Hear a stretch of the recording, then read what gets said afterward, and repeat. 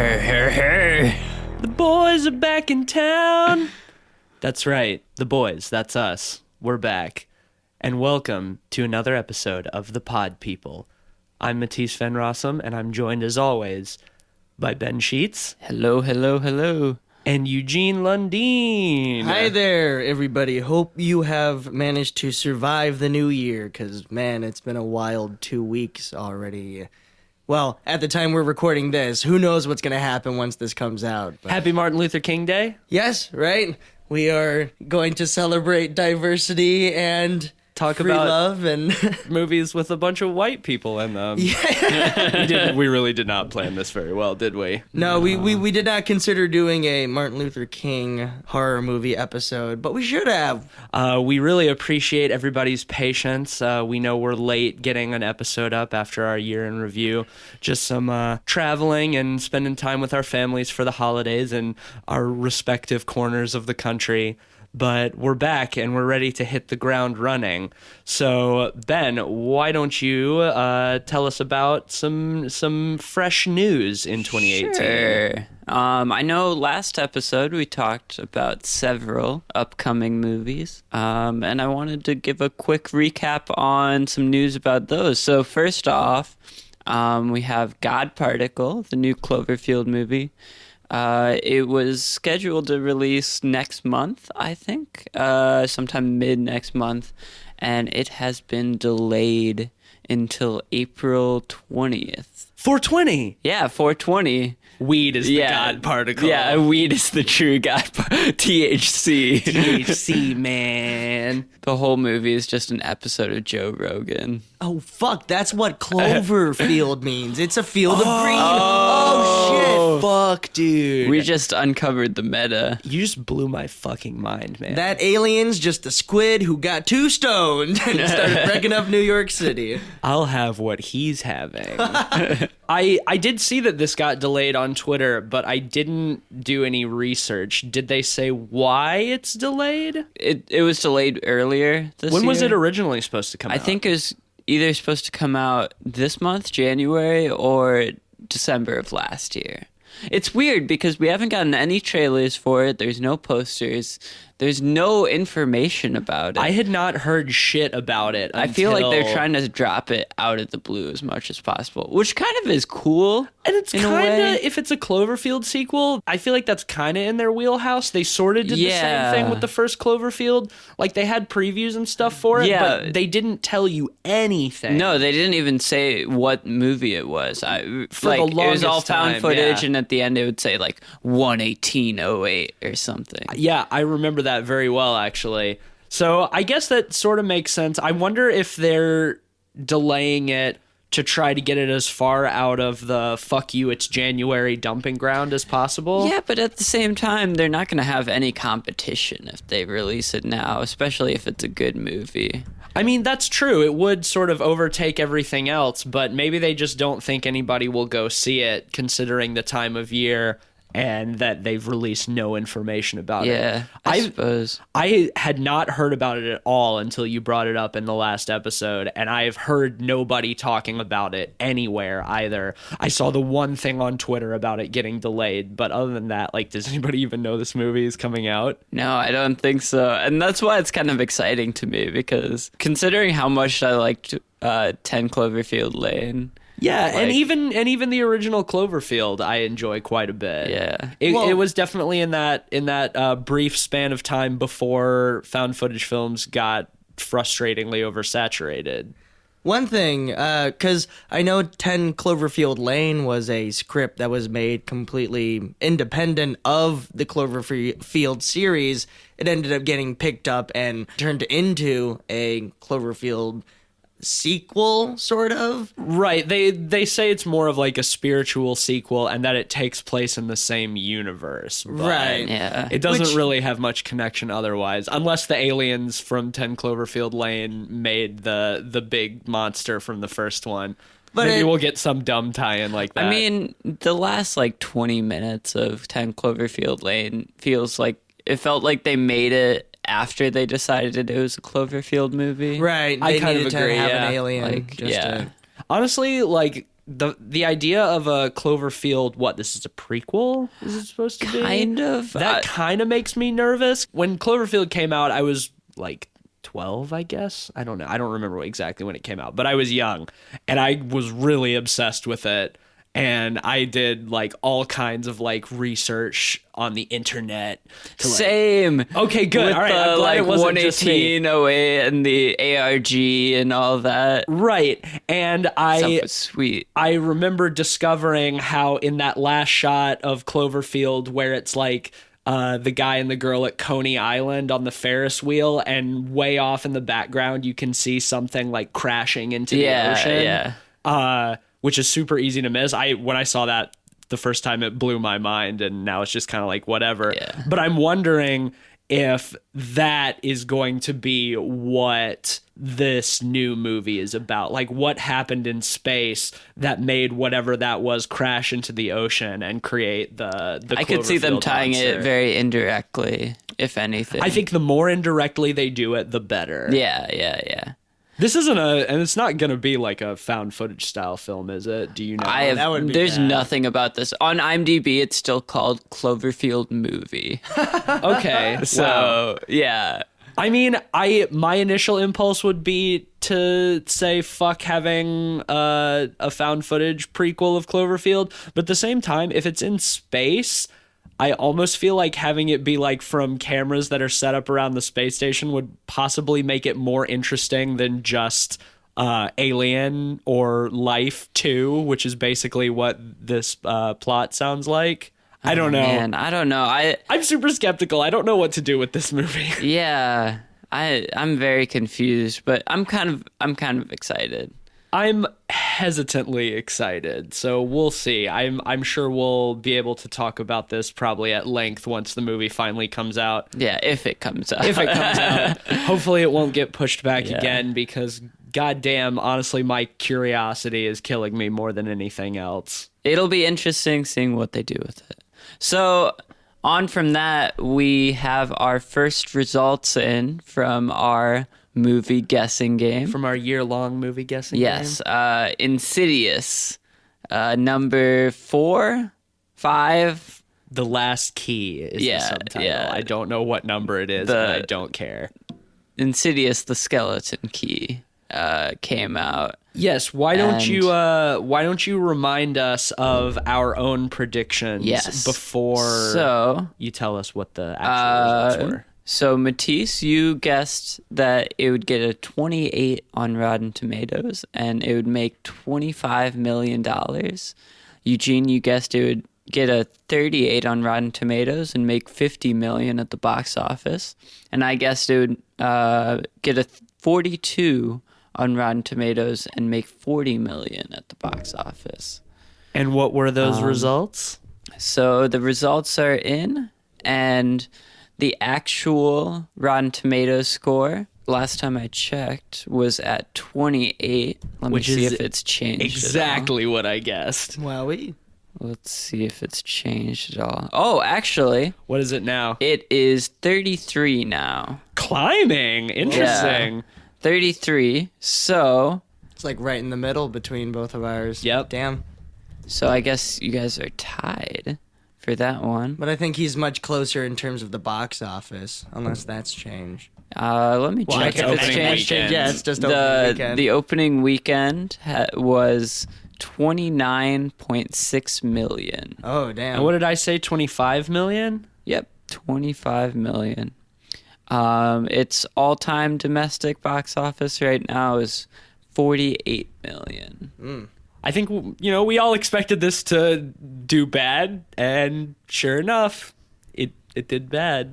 Right. There are, at this point now, with all the great horror movies that came out last year, I think people are going to get really burned out on franchises. Because I think so, too. so many great original films. Well, not even original. It was just a good, well-made movie without having to be part of an existing franchise. I mean, it's a remake, but it's not relying on like 4 other movies to build up all its context. So, Right. Yeah. Well, I was just actually talking with somebody about this the other day. I feel like in the last like 4 or 5 years, we've started to enter sort of like a renaissance for horror movies, because it seems like there's been a much higher quantity of like high concept horror movies that are done by like serious artists who actually want to make a good movie rather than just like a box office cash grab.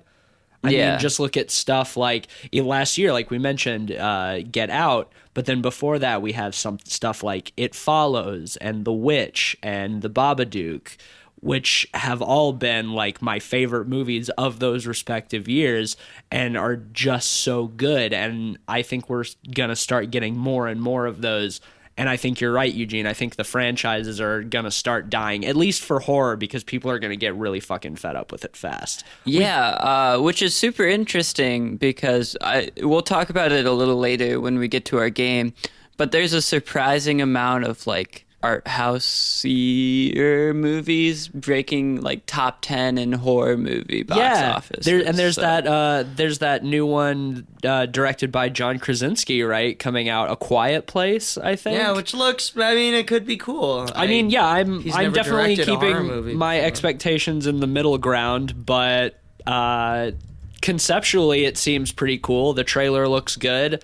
Has he directed other films before? He has, but they're like comedies. I don't know. So I guess we'll see. I mean, if we learned one thing from last year is that comedians can make very good horror movies. Yes. With Jordan Peele doing Get Out. So maybe it'll be the same kind of thing. But it seems like, that's sort of in that same boat of like high concept, more independent art house style horror.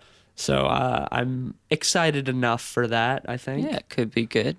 It's been a while since we recorded our last episode. Have you guys seen any good horror movies in the break? I know I finally got around to seeing It. And what you think of it? Oh, man, it was good. I really enjoyed it. It really emphasizes that it's a horror movie and its pacing. Like every 5 minutes there's a scary scene, but like the scares were pretty legitimately effective for the most part. I thought it was pretty solid overall. Very entertaining. I watched it with my brother. He gets scared by horror movies, so it's entertaining to see someone who was actually affected by it. Yeah, I don't get that very often. I tend to watch horror movies with like you guys and other friends who are just super desensitized. I'll tell you what, though, that scene in It with the projector, I thought that was legitimately creepy. I thought so too, until he came out of the wall very large. Yeah. I thought that was kind of silly. It didn't bother me too much, but I thought the build up to that was really good. I thought it was really effective overall. I mean, don't get me wrong. Overall, I think that movie is really great and true to the source material. And I think they were really making a point to distance themselves from the 1990 one with Tim Curry. Yeah. Because, like, this one has a couple of scenes that could be qualified as goofy. One I'm thinking of in particular. I think there's one we're all thinking of in particular. Yeah. If you've seen the slob on my knob dancing video. Oh my God. But, that being said, I find that scene so incredibly funny that I cannot even be mad at it being in the movie. Yeah. But yeah, overall, I think you're right. It's a pretty genuinely effective, if by very by the numbers horror movie. But there's nothing wrong with that, and it does it well. I'm kind of worried that the second part won't be as good. It's been a long time since I've seen the 90s version, so I can't remember the second part super well. That's when it gets really bad. That's when it gets really bad in the 90s movie. But I don't know. if it's the same group of people working on that one as who did this one, I have no reason to expect it to be Is the bad. second half of the book drop off quality? In the book, Much of a drop-off in the in book, it's not divided in half. It's not like the first half is about the kids, the second half is about the adults. It's simultaneously both of them. It interweaves them. Like one chapter will be about them as kids. You definitely do get more concentrated adult stuff towards the end, but for the most part, even then, it still goes back in time to when they were kids.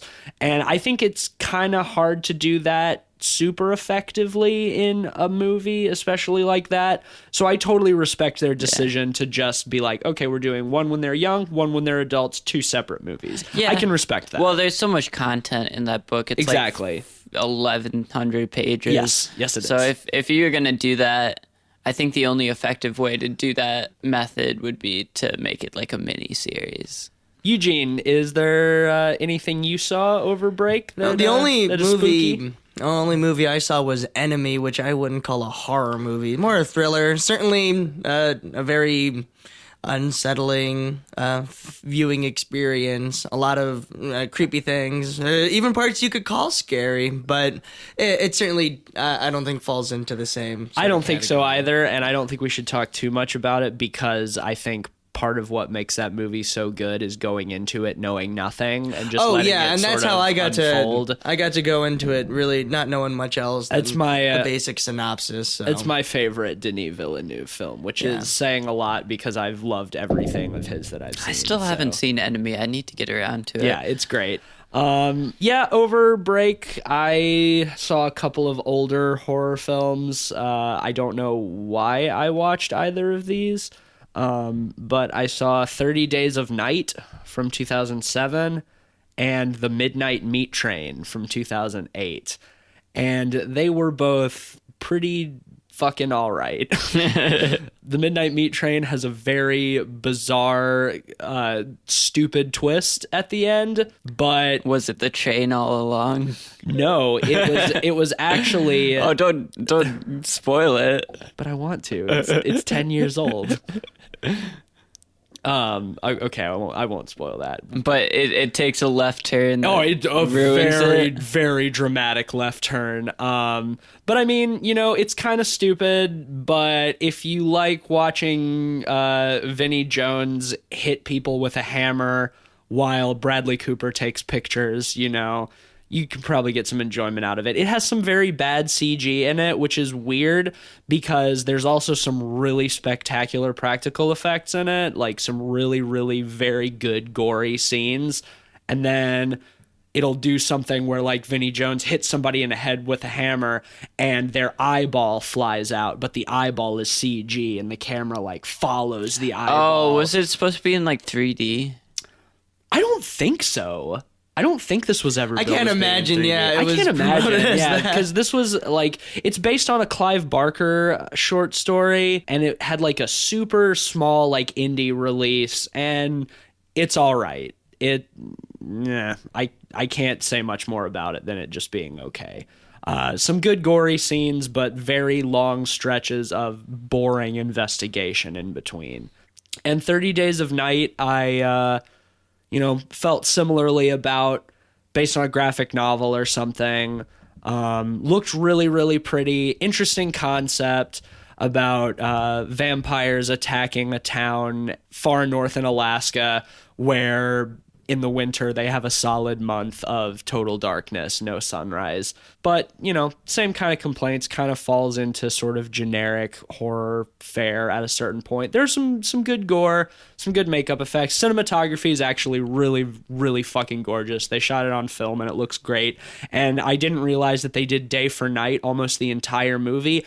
I would not have been able to tell, honestly. Some of the most seamless day for night I may have ever seen. So that's interesting. I've always heard it's super brutal. It is. Yes, it's very brutal. The main character is the same guy who played the lead in Lucky Number 11. Josh Hartnett. Yeah, something like that. And he's okay. The ending is pretty fucking stupid. and the way that like they finally beat the vampires is very dumb, but you know, I'd say it's worth checking out. It's a good, as you would say, Ben, midnight movie. Have a couple of drinks, enjoy the blood splattering in the snow, and some vampires shrieking and jumping from rooftops and stuff. You know, it's fun. It's fine. Nice. I would recommend that over the Midnight Meat Train. An interesting thing, the director of 30 Days of Night, David Slade, directed the Black Mirror episode Metalhead. Oh, really?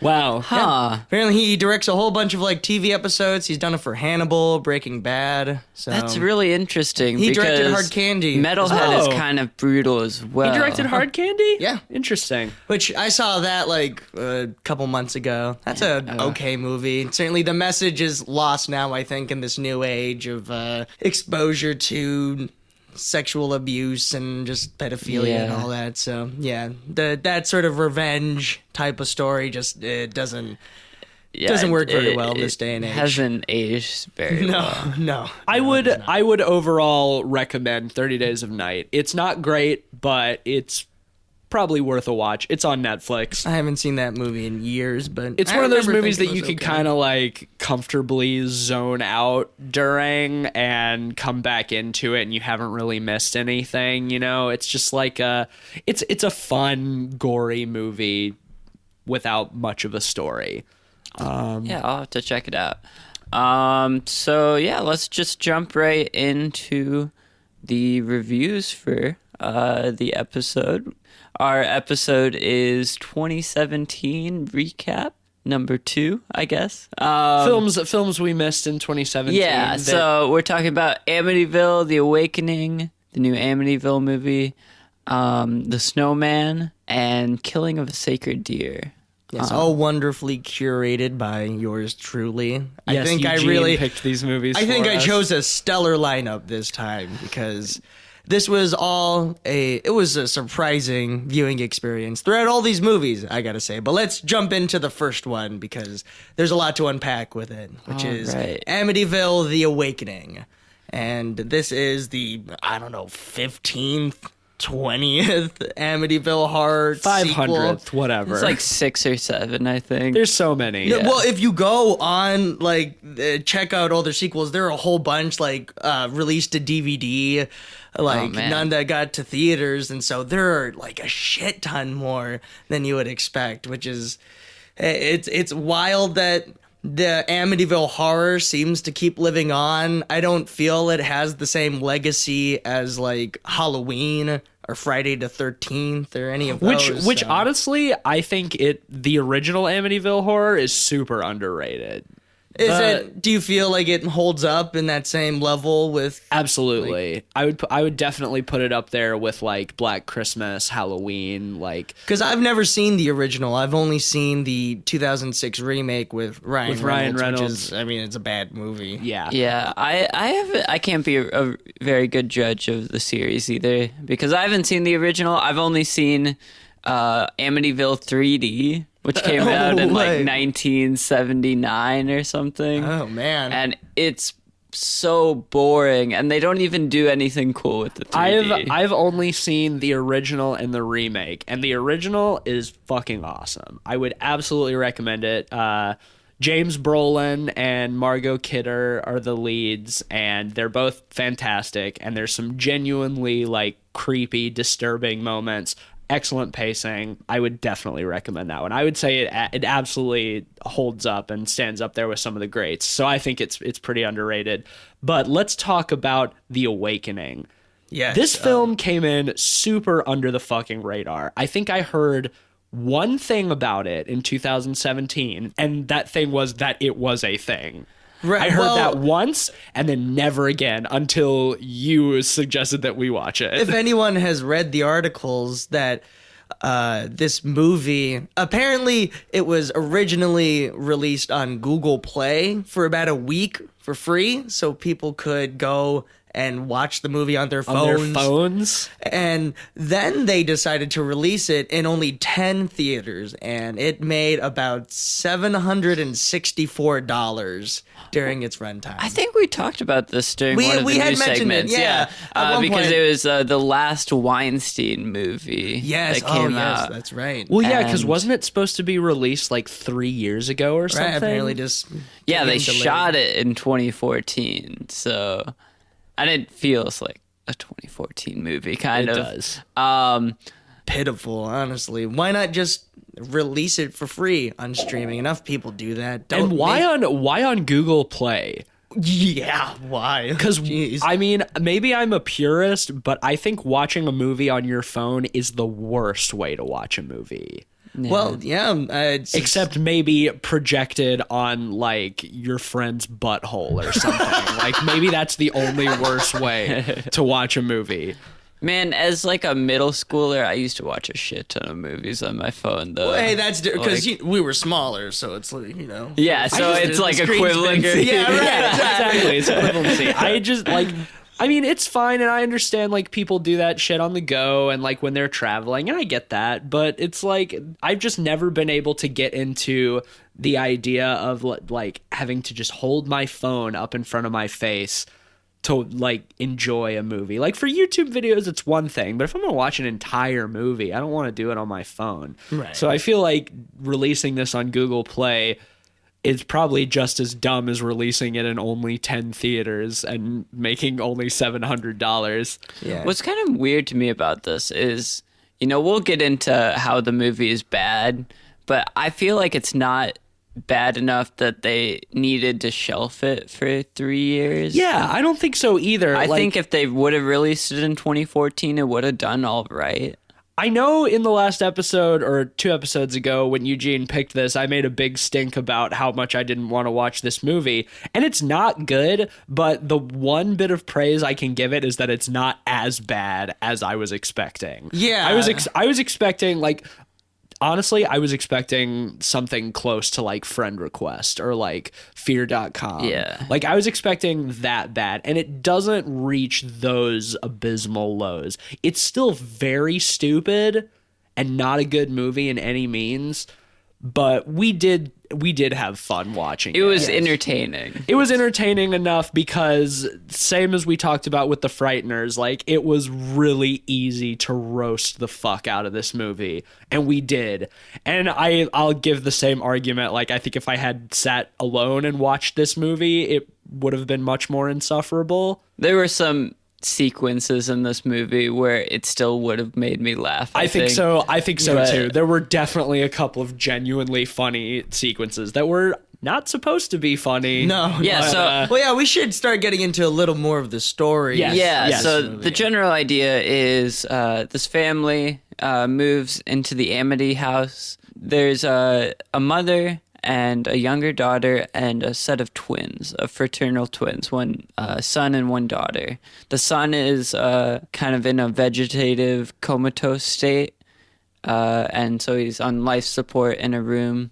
So they move into the Amity house to keep him on life support, I guess. I think they're. I don't know if they ever say it for sure, but I think they're coming from like a city or something, and they wanted to move to like a more quiet, secluded place where they can just like live together and take care of the comatose son, Right. And the mother is played by Jennifer Jason Leigh, who, which is absolutely wild to me. yes, who probably gives the worst performance of her career in this. And it's not And that probably she's... probably the worst performance in the movie, honestly. Yeah. Like I like Jennifer Jason Leigh. Oh, she is. Yeah, I think she's fantastic. I think she's really, really good, and you can just tell how little she gave a shit about this movie. Like, Phoned In is not even doing it justice, like how bad she is. It was in this movie. absolutely a paycheck movie for her. 100%.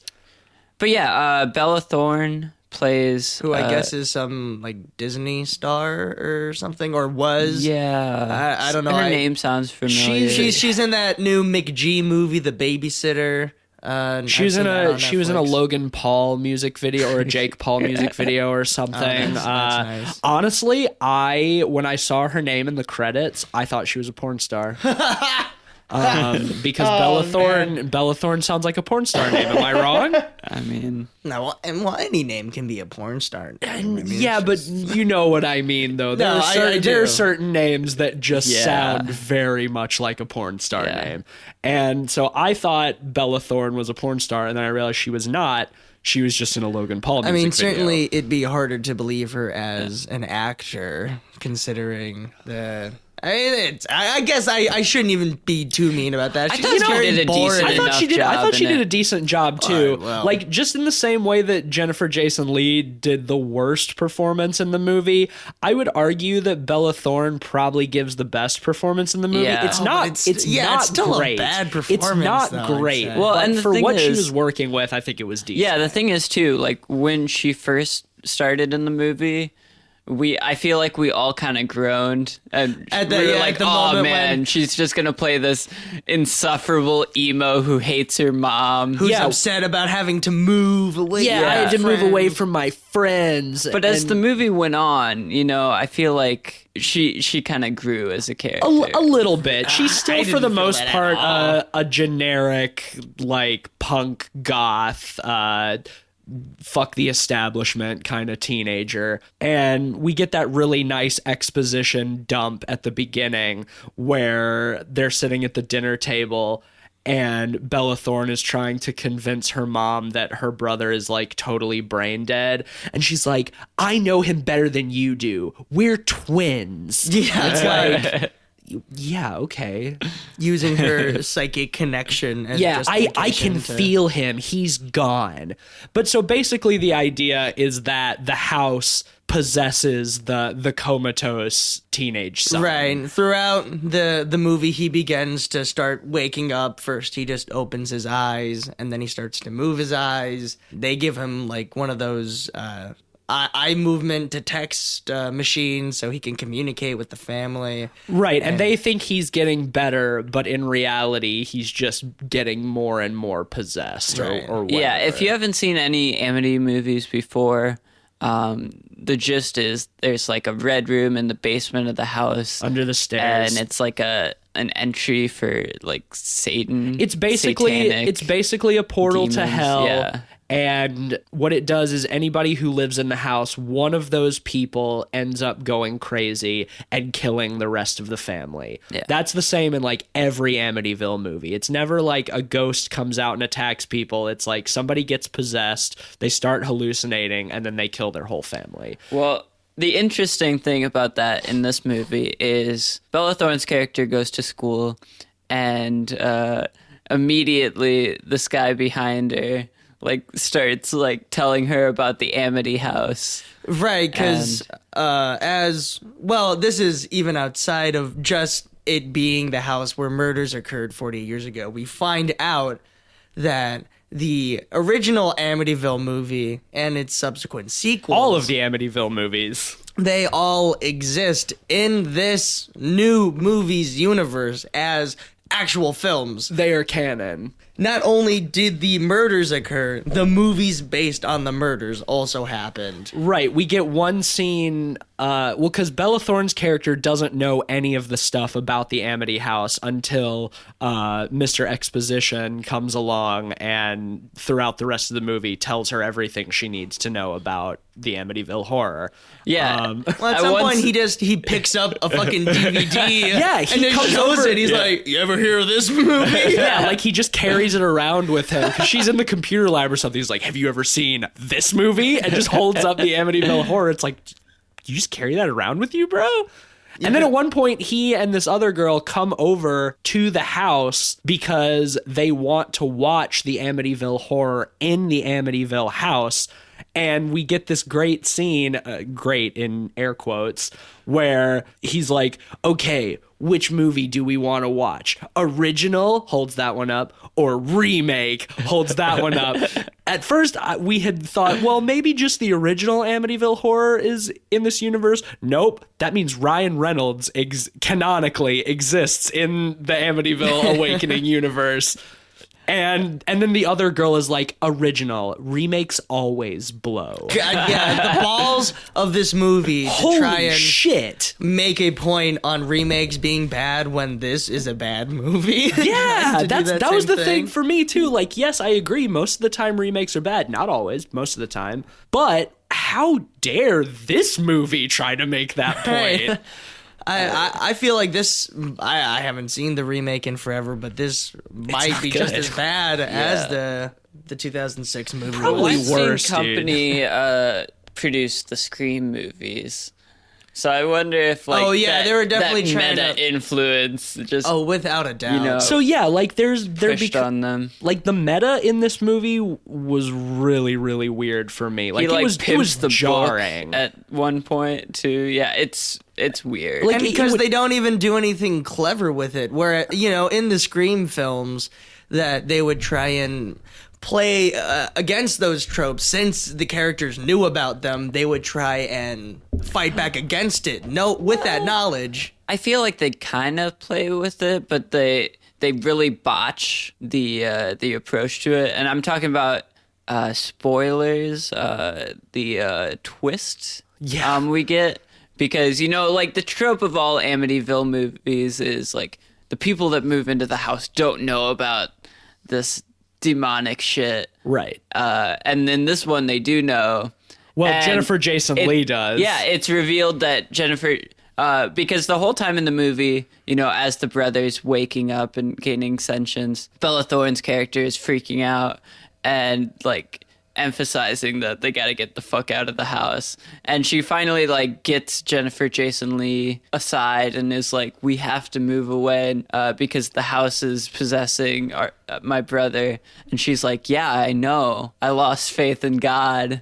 And I believe that Satan can get my son back. Which means that if we're supposed to believe that essentially this film takes place in our own universe, what would Jennifer Jason Leigh be basing that off of, aside from the movies, the culture of the movies that shit has created? Like, sure, the Amityville house has it's like based on a true story. Like, there's people who think it is legitimately haunted, but basically Jennifer Jason Leigh is only going off the context of the movies and like, well, let's buy that house and maybe the devil will bring my son back to life. I mean, in fairness, why else would you buy an infamously evil house?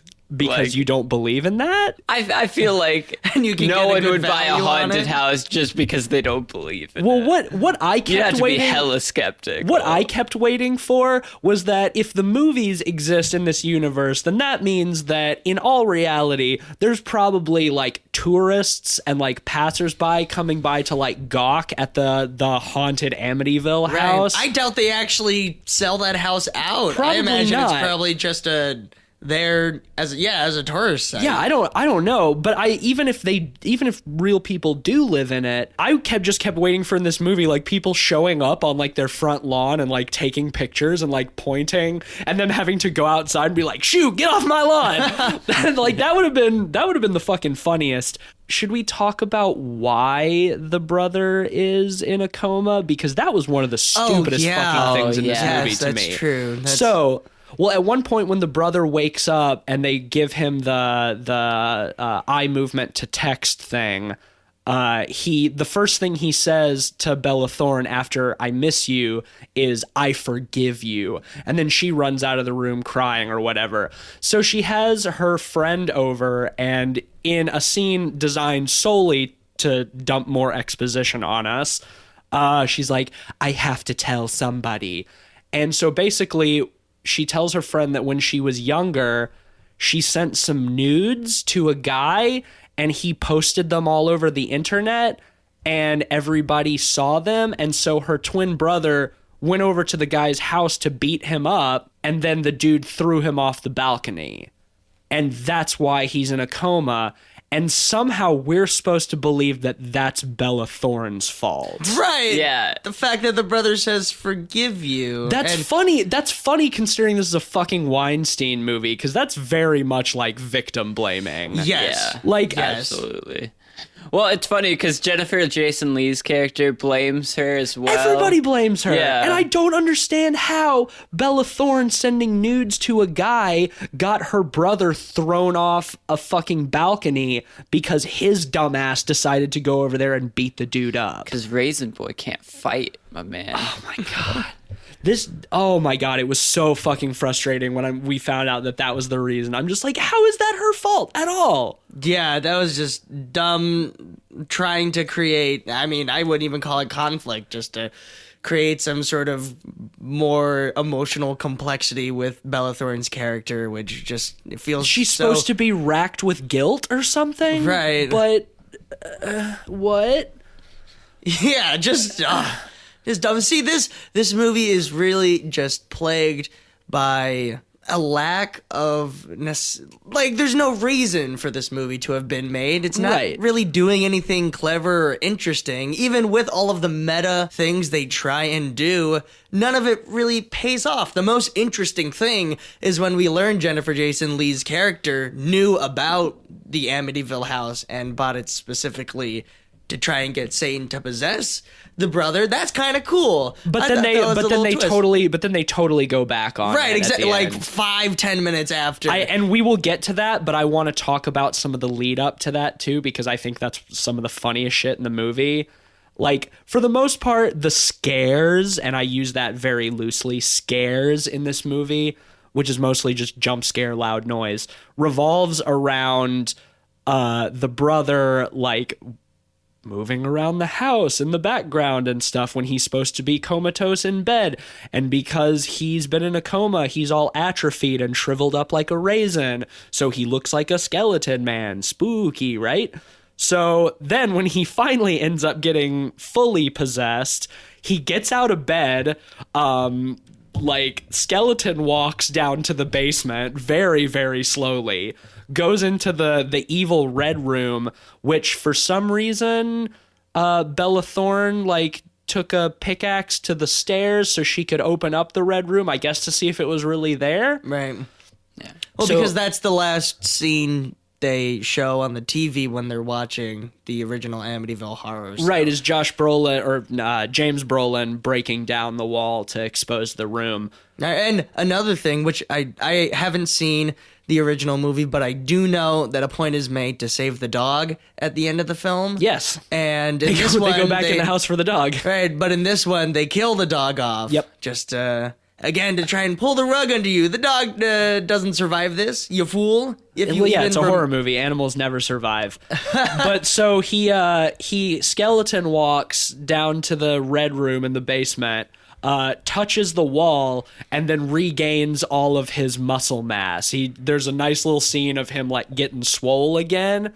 And then he's also like way more in shape than any like normal 17-year-old would ever be. And then he gets a shotgun, just like in the original, and goes around and starts trying to kill his family. The only one he successfully kills is Jennifer Jason Leigh. And that's where she goes back on the whole Satan thing. Right, as we see her clutching her cross. Trying to ward him off. That's also like another instance of her really terrible performance, because he comes in and she's like, "Don't you recognize me?" And he like points the shotgun at her, and off screen we just hear her go, "Oh no!" And then right before she gets shot, she puts the cross up, and she's like, "Damn you to hell!" and holds up the cross in front of his face. So it's like, hammy. Yeah. So they can't even follow through with their own twist. No. Should we get into the ending? One thing I want to talk about before the ending is what was the doctor's name who played the doctor? Oh, again? Kurtwood Smith, Kurtwood Smith. Red Foreman from that 70s show. Oh yeah. Oh yeah, that's what I knew him from. Yeah. He looked familiar, but I couldn't he's also put my he's the finger on bad it. guy in RoboCop, isn't he? The one who Yeah, He is, Yeah, yes. he is. He shows up to give exposition about like locked-in syndrome and how the kids, He might be conscious inside the comatose body. Yeah, but he's like in the room with the kid alone. He sees a maggot on the bed. Yeah. And so he turns the kid over, and just a swarm of like bees. It's Come out flies. of his ass or something. Yeah. I think it's supposed to be like his back is rotting. It's flies because that's another nod to the original Amityville Horror, is that like they can't keep food in the house, like it rots really fast. There's always flies. And there's some legitimately creepy scenes with like involving the flies in the original, but in this one they're just like, "Hey, remember Flies? Remember flies? But yeah, then a massive swarm of flies like flies into Kurtwood Smith's mouth. Yeah. And then, it's a hallucination. Yeah. And then he doesn't show up for the rest of the movie except through video chats. Right, well, because he's like, I have to leave. I'm sorry. He's like, I'm not getting close to that house. Get and, the fuck honestly, outta he's here. probably the smartest character in Yeah. the movie because of that. I'm glad you brought that up. Another thing I want to bring up before the end that we should have talked about at the very beginning is that when the opening credits are rolling, one of the last ones we see is music by Rob. Just Rob. No last name, nothing. It's just like this guy did not want to have his full name put on this fucking trash movie. And let me tell you, Rob, you made a good choice. Because you also made bad music. He did a bad job. Yeah. I mean, it's not that the music itself was particularly bad, but the placement of it made no sense. Maybe that's it, yeah. Like, there were a lot of scenes where, like, nothing particularly tense was happening, but, like, the music was extremely tense. Wait, and the super obnoxious thing where when a character says, usually the little kid, when he says something that's supposed to be spooky, they do like quick like cut in closer. And it's like a doom, like it's meant Yeah. oh shit. This And is there's intense, a which lot is of shit like that. So Like, obnoxious. Like, the little girl says she's, like, talking to the brother. And it's supposed to be like, oh, how sweet. She's talking to her comatose brother. But then she's like, why is he using bad words at me? Or something like that. right, So I was just no. thinking that the fucking raisin boy is in there just, like, cussing at his he's like, like, yeah. kid sister. Fuck you, little bitch. And then at one point, the little girl, like, turns to Bella Thorne. She's like, why doesn't mommy love you anymore? Yeah, that was wild. What a shit brat. I would have Yeah, smacked her in the face. I would have fucking smacked the mouth off that kid. Yeah, what'd you say? Like, what? Okay, well, let's get into the ending then. Yeah. Because the ending is pretty fucking hilarious also. Yeah. You ever watch a movie and it doesn't really stick the landing? Well, this one sort of like it broke its legs in the fall. It shrivels up much like the ending of this film. So once the brother murders Jennifer Jason Leigh, he is searching through the house and he finds the little sister and he puts her to bed and then he tells her to turn over and sleep.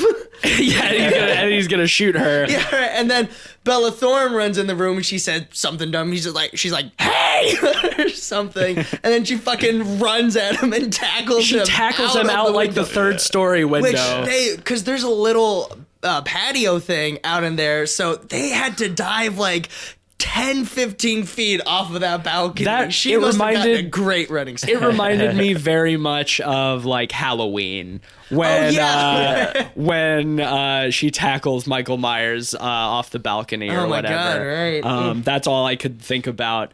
But apparently, like, the Native Americans put, like, a binding circle around the house or something to yes. keep the evil contained. It's just, like, this circle in the dirt that goes all the way around the house. And apparently, like, the evil presence cannot leave the circle. So when she tackles him out the window, he ends up crippled again. And he starts trying to, like, convince her to not drag him outside of the circle, and that's a very funny scene because she's just like dragging him across the arm by the yard. Yeah, and he's just screaming. across He's the like, yard by his "Ow!" arm, and he's like, "Oh no!" Doing nothing. He's completely limp, just screaming his head off. It's really, So really goofy. funny. And then she pulls him outside of the circle, and he just shrivels up like a raisin again, which is fucking hilarious. Yeah, God. It's really It's funny. really funny. Like the evil is banished or whatever, and he just like shrivels back up into like a little atrophied And raisin all boy. that demon juice just left his body. right on. Dehydrated. He lost all of his gains Yeah. immediately. He used to be a nice big Satan grape, and now he's just a dead raisin. So he and Jennifer Jason Leigh are the only ones who end up dead. Bella Thorne and the little girl survive. And then at the end, we just get like a really bad looking newsreel that's not a newsreel at all. And for some reason, they make it sound like it's from the 70s, even though it's supposed to be modern day Even though now. it's supposed to be, I guess, 2014. Yeah, Like, it's supposed to sound, it sounds exactly like the news report they show in the beginning. and looks like it too, with like the really grainy, like Super 8 footage. Yeah. How And did it's they so do weird. that? That's such a... And they like outline what happened, and they were like, such and such claims that it was the work of her brother, blah blah blah, and her little sister corroborates that. Oh, and the police corroborated too with handprints. Oh on yeah, the his gun. fingerprints were on the gun. But didn't it say that the doctor said it couldn't have been the brother? Well, yeah, Kurtwood Smith said it couldn't have been the brother because he was in a coma and also atrophied and had no muscle mass. And when they found his body out in the yard, naked out in the yard, they would have seen that that is absolutely true. Right. Yeah. If these cops were any good at their job, the story is Bella Thorne. Thorne goes to jail. I don't understand why the doctor would be so against the idea of it, though, because like he did eat a bunch obviously of knows shit is fucked up, like enough to stay away from He the doesn't house. want to. He doesn't want to stake his reputation on haunted house mumbo jumbo, probably. So yeah, that's just like, oh, Bella Thorne is free, and I guess that's a happy ending, but also super unrealistic because she definitely would have gone to jail. Right, well, for sure. One crazy thing is that when the brother starts to wake up and Bella Thorne is having all these weird visions of the brother walking around the house, she's talking with her friends, and they say that your brother is possessed and you'll have to kill him. If you want to take this from a rational point of view, that there isn't any supernatural element, it is the story of Bella Thorne's comatose brother coming back to life and then her plotting to murder him with her friends, which is a terribly dark idea, but of course, you know, there are actually ghosts and stuff, so we don't have to worry about that sort of moral dilemma. And, well, this movie just manages to be truly ineffective in almost every way possible. Extremely, largely unoffensive. Like, there's nothing that really made me upset about it, like watching it, like I was in Friend Request and Fear.com, but it's just not good. It's just Honestly, not a good movie.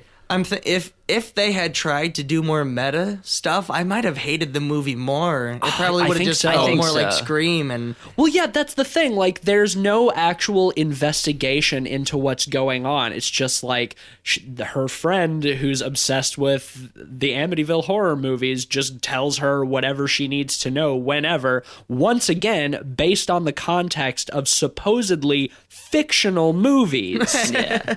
I thought they were gonna go into it a little bit more when like all the power went out at 3:15. At 3:15, yeah. And they all went to the basement and they started investigating, but it got shut down immediately by the mother, like Showing up with a overshooting shotgun. one of them. Yeah, weird choice, but overall, yeah, it was pretty inoffensive. Should we Yeah, get let's into rate rating? it. Yeah. Well, for me, I think it's just a thoroughly forgettable experience. I would have to just recommend seeing the original because that seems to be the only good one out of all these movies. As far as I'm aware. Yeah, no one has spoken highly of any other film in this franchise. So for me, I'm going to have to give it a 1.5 pods. I pretty much agree. Not offensive, but just really dumb, by the numbers, uninspired, whatever. Just lame, boring, stupid horror movie. I'll give it 2 pods for the few genuinely funny moments that were definitely not supposed to be funny, and for music by Rob. Yes. Yeah. Thank you, Rob. Yeah, it was inoffensive. It wasn't good by any means, but it wasn't offensively bad. Just kind of forgettable. It was entertaining enough that it worked at parts for me just because it was funny to watch with other people. So I can recommend it a little bit on that, but it's not worth watching. it makes sense that it was pushed back. Or I guess it doesn't really make sense that it was pushed back 3 years, but it makes sense that it didn't do super well at the box office. Like, no one's going to seek out this movie, especially if they don't try to advertise it. No. So yeah, I'd probably give it a 2 as well. If you want to watch a spooky house movie that's a little spookier, watch like Monster House, I guess. Or just go back and watch the original Amityville. It's very good. I like that recommendation too. Yeah, we'll Check watch, out Monster House. Let's watch Monster House. All right, so that gives us an average rating of 1.8 pods for Amityville: The Awakening. Very nice. So I think that's a pretty resounding, not worth your time from us. I do like that thing we said, offensively bad, because I know that we have sat through movies where we feel truly like scorned by the experience. Fear.com. Yeah, is an Fear.com offensive movie. will never be able to just redeem itself for the time that it took from me. The 2 hours I wasted watching that awful thing.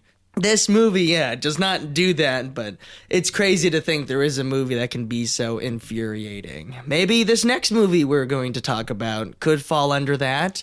This movie is The Snowman, directed by Thomas Alfredson, who people might know as the director of Let the Right One In. A very competent director. Just a lot of talent and, in Tinker this Tailor movie. Soldier Spy. Yes, and Tinker Tailor Soldier Spy. It seems everyone involved in this is just, it's a ridiculous... There's so much talent in this movie. Not even just the actors. Martin Scorsese's main editor did the work in this film. And Scorsese himself is an executive producer. He was once slated to direct this project back in like 2013 because this movie seems to have been made to try and ride off of the coattails of things like Girl with a Dragon Tattoo. The Scandinavian crime thrillers, and it is based on a novel, I believe, like the Girl with the Dragon Tattoo is. Talk about a stacked cast too. Yeah, you have Fassbender, you have Charlotte Gainsbourg, you have J.K. Simmons, Val Kilmer, Toby Jones. Yeah, there's so much good potential in this movie. And Thomas Alfredson, I haven't seen a ton of his stuff. I have seen Tinker Tailor Soldier Spy, and I love Let the Right One In, which I think is one of the greatest modern vampire movies that exists. I've only seen the remake, which is okay, but as I understand, it's almost shot for shot. Basically, the original is much better. There's no reason this movie should have turned out like it did, which is shockingly mediocre. Yeah. Well, because apparently there were a lot of delays in shooting. They got Thomas Alfredson. He was rushed in the production. Apparently they didn't even shoot the entire script, which is just that blows my mind. When has that happened in a movie? Also, I did not know that, but thinking back on the movie, that kind of makes a lot of sense. Oh, yeah, yes. that makes a ton it of totally sense. does. Because there are just so many issues with the pacing, with the tone that's set in this film. We're going to have to get into all this and unpack it. The first thing we have to unpack, though, which is, I think the one thing people probably know of this movie is the main character's name. Harry Hole. Harry Hole. Harry Hole. You couldn't have named him Michael Ice or something? Just name him Anthony Snowman. Kevin Snow, yeah, seriously, I know that's his name in the book, and I know it's Norwegian, so I don't think it's quite as, offensively bad for Norway, and this film is set in Norway. Right, apparently this was all part of Norway's big film incentive to try and get people to start shooting stuff there. It very much follows the same kind of tone as David Fincher's remake of The Girl with Dragon Tattoo, where it is set in that country. Just all the actors have British accents. Yeah. Yes, which apparently the crew went to great lengths to take out any Norwegian in the film, which I guess just to make American audiences now go, oh, what's that weird word over there? Why's it got the dashes? Apparently, the novel that this is based off of is the 7th book in the series. What? That's really funny because I was saying something about how, if this was part of the Girl with the Dragon Tattoo saga, it would be like number 7 or 8. And this, and yeah, the book, once they run thin of every good like main antagonist, you end up with the Snowman. and the book is the 7th one, and it's the 7th book in the Harry Hole series. That's just what the series is called. Oh no. Which what? I guess, oh, God, this just. Well, the first scene already right off the bat feels weird because things are moving a little too fast. It's a mother and a child in this house, this cabin, seems to be surrounded by snow, a little secluded. And a man comes over who is supposed to be Uncle... Such and such. Yeah, Uncle Olafson. such and... Yeah, right. And he is giving the kid a quiz, basically, about Norwegian history, something along those lines. And the kid, when he gets an answer wrong, the uncle smacks the mother in the face, and we're not prepared for that because we have no idea. And then they go upstairs and have sex or something. Yes, right. Then he proceeds to have sex with the mother, and then we're told that I guess the kid is the illegitimate child of this man. We hear that in the weirdest way, though. Right. It's after they have, and the mother says like, I'm gonna tell your wife he's your son, and something else. Yeah, and the kid's like watching through the window. Yeah, right. And he runs out of the house. He's like, I'm never coming back. There's a chase, but this leads to the mother driving up the side of the road, and the kid gets out and tries to get the mother out of the car, but she's sort of just remain motionless. She's in a way just accepted her death and then falls in the water. And then we cut immediately to Michael Fassbender's character, Harry Hole, waking up drunk in Sleeping on like a park bench. Sleeping or on a park something. bench. Yeah.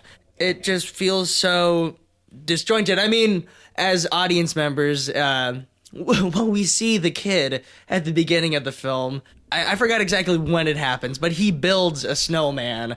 And so at that point, it seems pretty clear this is the story of the snowman himself or of Michael Fassbender. Well, right. That's the thing. It's like the way it cuts from the kid watching his mother die to Michael Fassbender drunkenly waking up on a park bench. That seems to insinuate that he was the child and watched his mother die, and maybe that's why he's like a weird, fucked up alcoholic man, right, or whatever. But no, that's actually the killer. It's like it's very disjointed. It's very confusing. Honestly, I don't think I could really talk this plot through. There's just so much shit that just like doesn't make a lot of sense, and is also very boring. And none of the characters have any sort of clear motivations. Michael Fassbender does not. The killer, by the end, does not. Oh, God, the only one who has motivation is like his partner, whose father was hunting oh god, the killer yes, or something. The I don't father even was remember. Played by Val Kilmer, which another talking point of this film. He's only in about maybe 5 minutes of this entire movie, but every scene he is in, he has this awful, out of place ADR. All of his lines are Dubbed dubbed so over. badly. And when we first saw him on screen, we didn't even know that was Val Kilmer. He looked so I thought it was Kurt Russell for a minute, to honestly. put it in context, think of John Travolta in The People versus OJ. Yeah, and you get kind like of. a rough idea of what he's looking like. Yeah, just apparently he was going through a healing of cancer. And Yeah, so his tongue was swollen or something, so he Right. couldn't talk. And it's amazing to me. I mean, he looks so trashy in the movie. It might have worked better for them if they made him sound the way he actually was, because the ADR, It's bad. It's so bad. It's really bad. Yeah. Whoever they got to do it was just awful. Because there's a scene It's where blatant. Like, I Yeah. pointed it out after his first line. I was like, is that ADR? ugh, God, it was so gross. But we learned that the Snowman, committed a murder 9 years earlier to Harry Hole getting on the investigation, and Val Kilmer was originally the one trying to track him down, and just it's really awful. Any scene where there's a scene where he's talking on the phone and he's supposed to be angry, and it sounds so. There's no force to it, no oomph, because they like just got his face looks like he's angry and might be yelling, but then the ADR is just like very like calm and it's and very deadpan, and it doesn't sync up very well with his lips, and it just baffling to me. Like The whole Kurt Russell subplot confused the Val hell Kilmer. out of me. Yeah, Val Kilmer. Kurt Russell looking. Well, obviously, that was really only put in there so they could give at least one character, proper motivation, because no one else has it. Yeah. We're supposed to believe Michael Fassbender's like this genius detective, like he's a great part of the force, but throughout the movie he's just so apathetic. He's so willing to just write off the case at every single moment. All he does the whole movie is walk around looking lethargic and chain smoking. Oh yes, smoking cigarettes every single scene. And he doesn't even like finish a lot of them. Like every scene starts with him lighting up a cigarette, and then it'll end the scene by him putting it out after he's only taken like 2 or 3 drags in the scene. I don't know if that's supposed to just be like punctuating the scene, like, oh, he puts a cigarette out. I don't know. It's weird. He's phoning it in super hard. I know he started filming for this 2 days after wrapping Assassin's Creed. So maybe Assassin's Creed just drained all of the life out of him, which I would absolutely believe. Just such a shame. He's a great actor. He is. Yeah. He's very good. He's been in some very dumb movies. Yeah, right. But I mean, just the recent X-Men movie, Assassin's Creed, and this. Just he's got to get back on track, because not great at all. So we've got this other weird subplot that I still don't understand why. Like, Michael Fassbender's divorced from Charlotte Gainsbourg. They have a son together, but the son does not know that Michael Fassbender is his real father. He just thought growing up that Michael Fassbender was her boyfriend. Yeah. So, like, even though they're divorced, like, Michael Fassbender still takes him out and does stuff with him because he has a relationship, because he was Charlotte Gainsbourg's boyfriend. But then the kid is talking about, like, my mom won't let me try to find my real dad. And it's like, why are they keeping that a secret, that Michael Fassbender's his father? Yeah, at what point would they need to keep that hidden? They were together. Yeah. And as we understand, they've only been separated for like 6 months or something. Yeah, when something the movie like starts. that. And they're still on very friendly terms. Yeah, super friendly. She tries to have sex with him, like, halfway through the movie. Yeah. So they're obviously on very friendly terms. But yeah, she's got this new boyfriend, or I don't know if they're married and he's a husband. I think just a boyfriend. If they've only been apart for 6 months, then yeah, it would make sense that he's the boyfriend. He's a plastic surgeon. A plastic surgeon named Matthias, and every time they said his name, I would like snap out of like my doze thinking somebody was saying my name. Because certainly this movie does not keep you very entertained. I did start to fall asleep a couple of times, like, for sure. I did catch myself dozing off.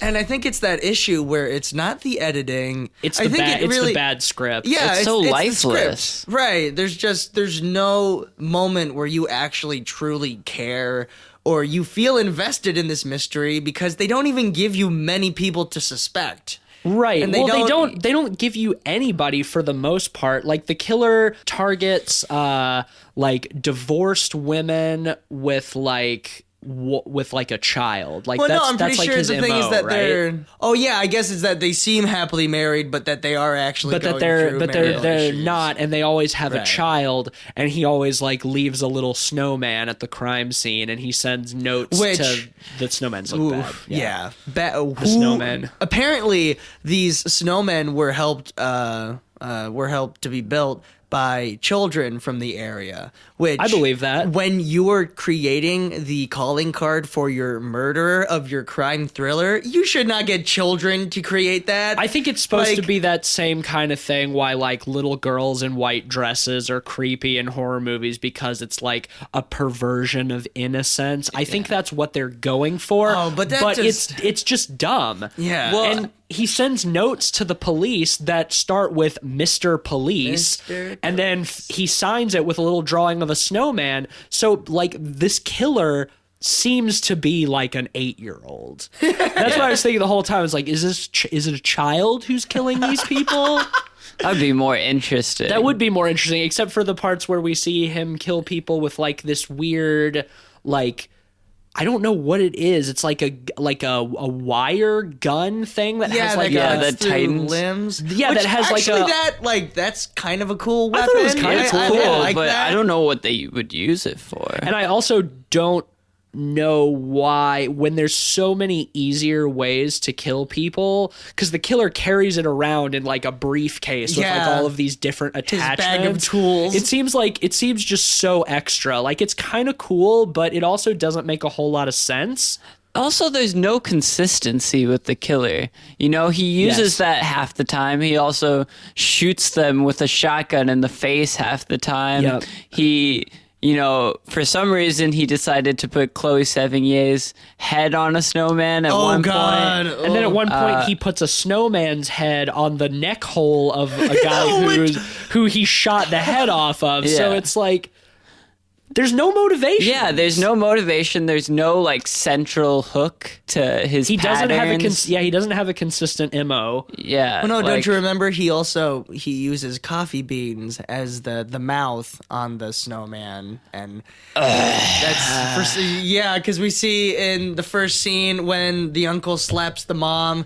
He a bunch of coffee beans spill, which, I mean, like, why does he use coffee beans? I don't know. Because Michael Why is that a Fassbender, motif? he makes a point of it. He's like, you see those coffee beans on the around the guy who they think committed suicide, Val Kilmer's character. He's like, you see those coffee beans? Like, what? Why would he? Maybe because he had seen other snowmen and saw that they had their eyes and mouth made out of coffee beans. He's like, the snowman was here. Right, which is just, it's I'm Harry Hole. The snowman was playing with coffee beans. They also claim that crazy to me. They also claim that he only kills when snow's falling. Oh, yeah. But Oh he my definitely God, I forgot about that. does kill when snow is not falling. But also, Holy shit.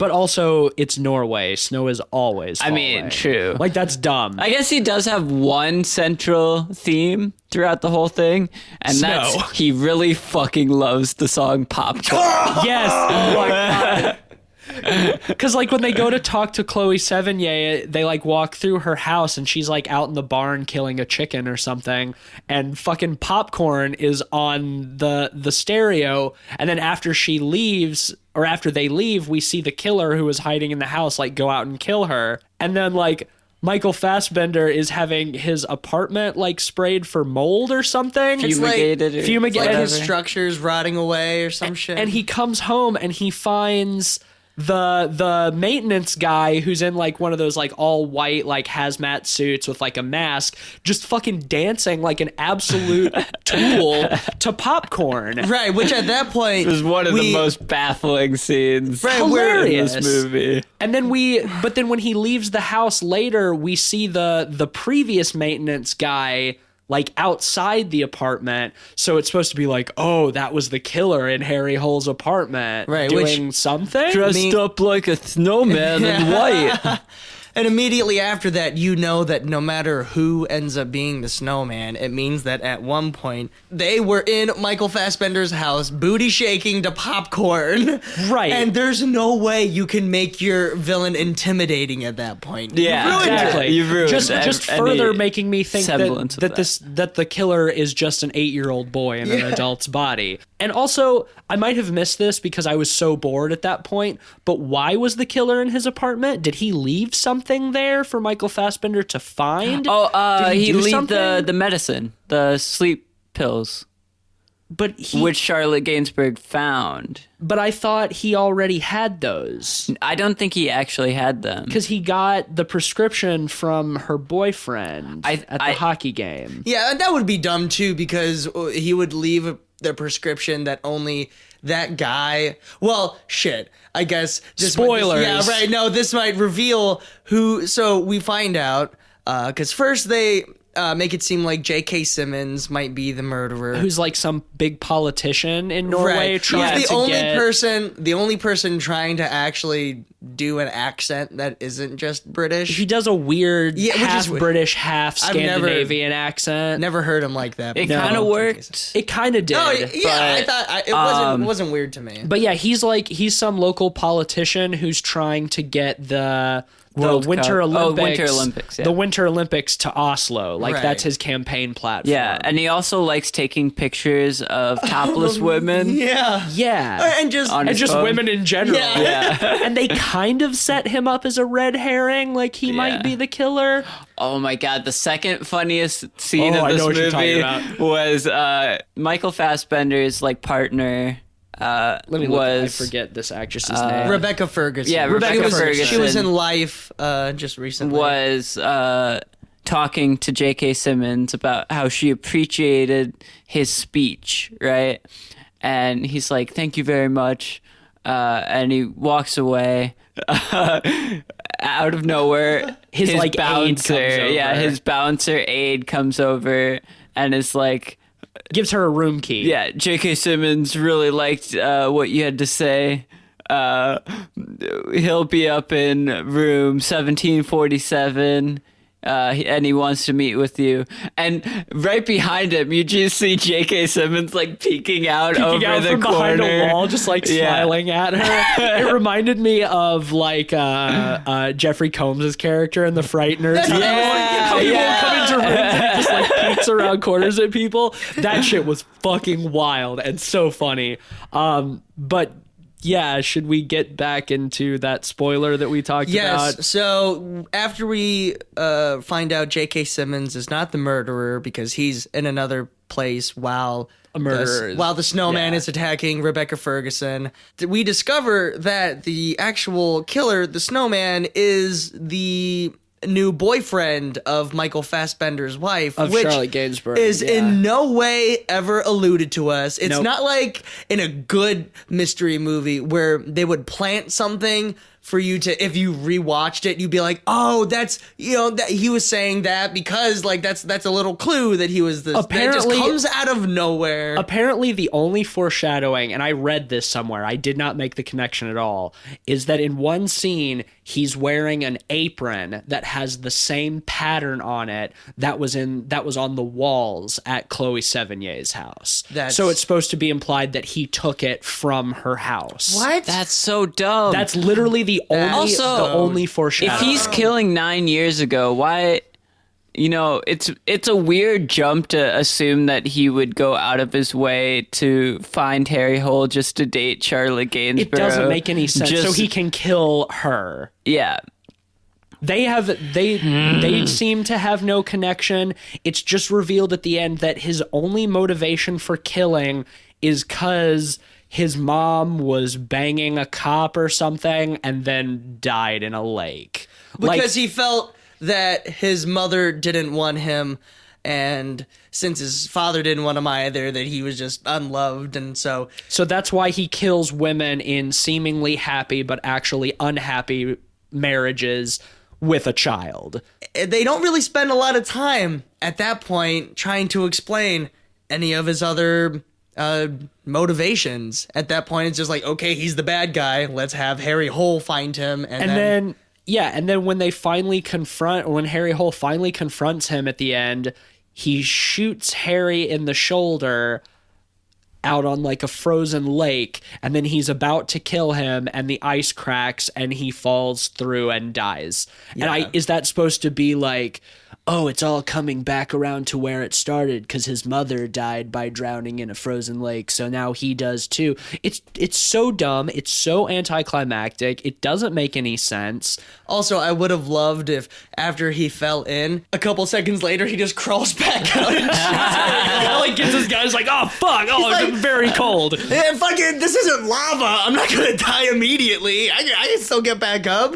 And what I love is when Harry Hole runs into, when he confronts him, he's got Charlotte Gainsbourg and his son held hostage. He's got that little wire machine around Charlotte Gainsbourg's neck, and he manages to break out of his chair and get it around off of her neck, and then he grabs it, and then he turns it on, and it's like wobbling around. It's just like a loose wire, like whirring it's around, like a wet noodle that he's trying to put in front of him, and that's when like the weapon really seems so ineffective and dumb. Yeah. Where it's cool just in terms of that very like methodical, like that surgical, the methods of the serial killer, but as just a regular weapon, it's so dumb. It's so useless. I think we've said close to everything we want to say. The only other scene I want to mention, because it was very funny and made me laugh, was when Harry takes his son to that concert. Oh, yeah. Right. And we only get one shot of the concert. And another reason, like, I don't know why they even included this. It's just a guy in a t-shirt screaming into a microphone wordlessly on the stage with, like, lights flashing. It's just like a dude in a t-shirt going, Yeah. and it like zooms in on like Harry and his kid in the crowd. It's like, what is this concert? The best part of that was there was one kid behind them in the crowd that was really into it. Really into it. Like the crowd seemed like really into it. I'm like, what the fuck is this? And also, some random dude was sitting right next to the son. Which Yes, even that though is there were bad concert etiquette. There were plenty of open seats. Yeah. It was not a packed concert, and some random guy is just sitting right next to them. You always have to keep a seat gap between strangers, because then that's just unless it's sold out. right. Yeah. I totally agree. Well, that's another beside the thing, point, that this movie seems to have time for the most ridiculous, useless moments that do nothing except ruin the pacing and just make you go, what? Yeah, I could not agree with you more. Just, God. It's Why is this so bad? Because when we started, we were giving it the benefit of the doubt. We're like, okay, there's weird choices, but nothing truly bad yet. It's just so lifeless. I think that's the biggest problem. It takes the tropes of, all of these Scandinavian thrillers that were popping off, like Girl with the Dragon Tattoo and stuff, especially with the style of it. Yeah. It reminded me a lot of, Fincher, or even like other Scandinavian directed movies. Which is a shame, because the director, he showed himself to do a drama or a sort of mystery film. He's made very good films before. Yeah. So he should not have to keep being compared to David Fincher. He should be able to stand up on his own, but this movie doesn't do it. I would say what really, for me, sums up this movie really well is that it's only offensive in how mediocre it is. Right.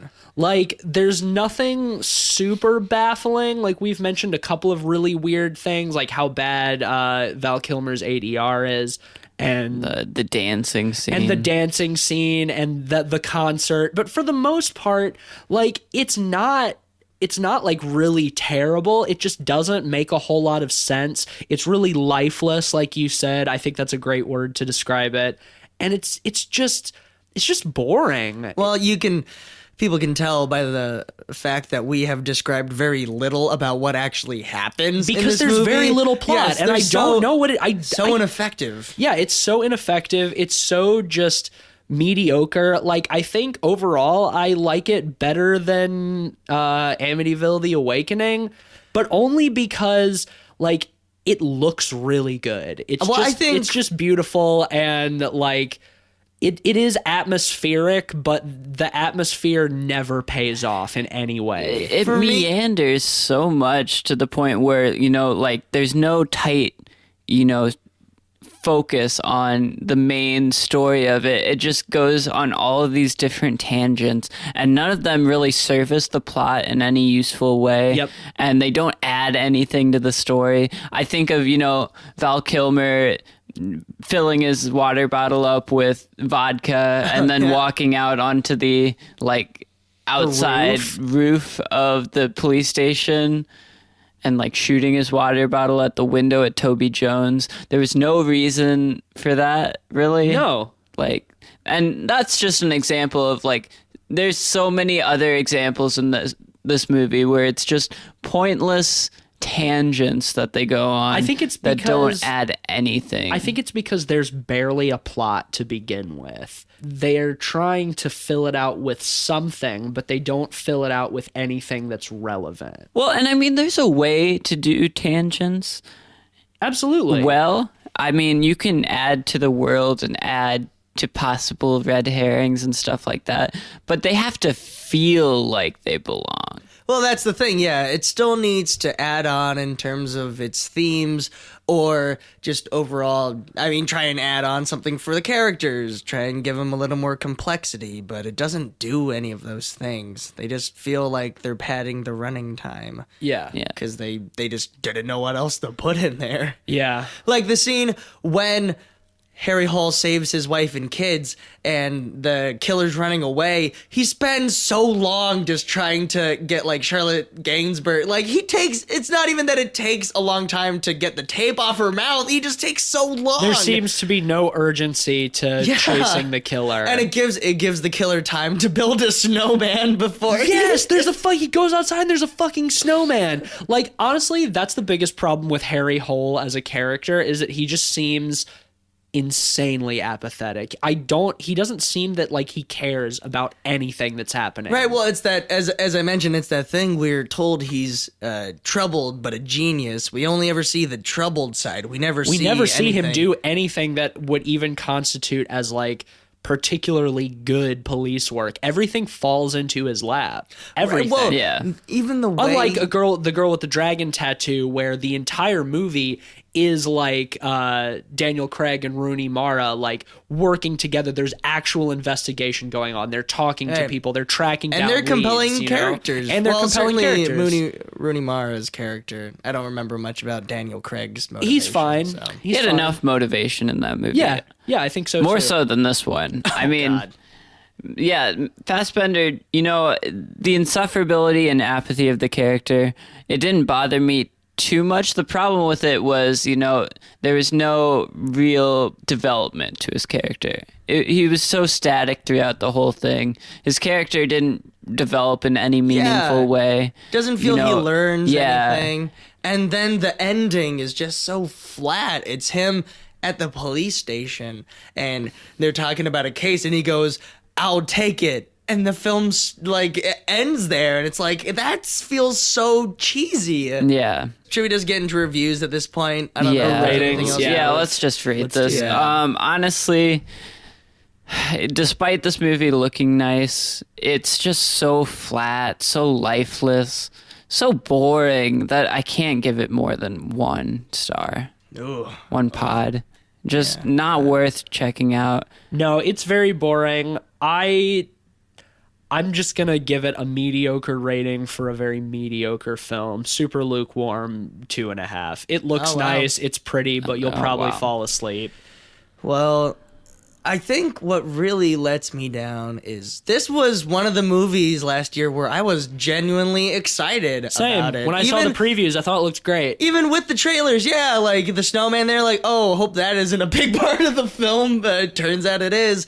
Oh, God, this whole movie just... Well, just seeing the amount of talent, like we said, that is involved in this film. Like, lots of good actors, a good director. Screenwriters, too. One of them is Good Hossein screenwriters. Amini. He directed The Two Faces of January, Which I liked I pretty really well, enjoyed yeah. that movie.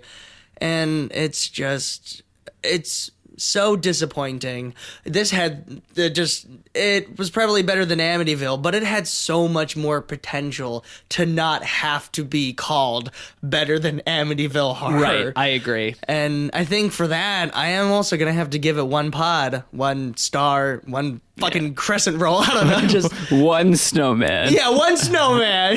Give All it- right. Well, I was clearly more generous than you guys were, Yeah. but that gives us an average rating of 1.5 pods, which is lower than Amityville. Not worth seeing overall. Do you guys want to take a guess at the average rating on Letterboxd for this movie? what is it like out of 10? 1.8. 5, just like Okay. we do. Yeah, I'm gonna say 0.9. You were spot on, Ben. 1.8. Damn. Oh, man. Well, yeah, I almost feel like if I was gonna say watch one over the other, watch Amityville over this. Like, Yeah, at least you because- won't be bored with Right. Amityville. Yeah, probably. I think if you're alone, you might. But if you got some friends and you want to get drunk, then yeah, I'd say that's always our recommendation for bad movies is get some friends and get drunk. And that's central to a lot of movie-going experiences too. Even in the theater sometimes, like we mentioned when we went to go see it was a loud audience, but at least they were involved. And Right. so there's something more to appreciate than an inattentive audience that's just making noise the entire fucking time. Well, and I feel like if you watch Get Out, either one of these movies alone, you're gonna have a bad time. Probably. But you're probably gonna have a worse time with the Snowman. Yes. Just because you'll probably fall asleep. All right, so our next film is The Killing of a Sacred Deer by Greek director Yorgos Lanthimos. I don't know. we're not Greek, so we're not Greek. So, we're gonna butcher it anyway. sorry, Sorry, Greek listeners. Sorry, Yorgo. This is his third feature film, I believe. The Yes. other two he's done are Dogtooth and The Lobster in 2016. 2015. 2015, whenever. This was actually my first Yorgos Lanthimos film. Yes. I've heard The Lobster's excellent from both of you guys and Yeah. other people. I've just never gotten around to seeing it, and I've heard similarly good things about Dogtooth, just not quite as high a praise. I really liked this movie a lot. I think he did one movie between Dogtooth and The Lobster. I think it's called Alps. I haven't seen it. I've heard it's kind of forgettable. But I've seen Dogtooth and The Lobster. Lobster is fantastic. Yes. Oh, One great of my movie. favorites, if not my favorite of the year it came out. But let's jump into Killing of a Sacred Deer a little bit more. Well, this is a horror movie. I think it falls comfortably into Psychological that category. horror for sure. And it is also a dark comedy as well, which is a style that sort of resonates throughout all of his other movies. I mean, I've only seen The Lobster, but it seems very clear to me that both these films have that same sort of tenor to them. I wouldn't go quite so far as to call this a dark comedy, but there are definitely darkly comedic moments. I don't think enough of them to really lump it into that genre, but and that was something I had to ask you guys after we watched this, because I haven't seen any of his other stuff. Like, is his other stuff the same kind of like darkly humorous and absurd at times? Because in watching this movie, it does feel intentional at times, but I didn't know if the reasons I was laughing was because I was supposed to laugh at something funny, or if it was just so absurd that it was funny. Right. Well, and that's the interesting thing, since we, Ben and I both came into it with that sort of context, knowing what The Lobster was like, Ben knowing what Dogtooth was like as well. So understanding the kind of films he makes helped us to understand that a little more.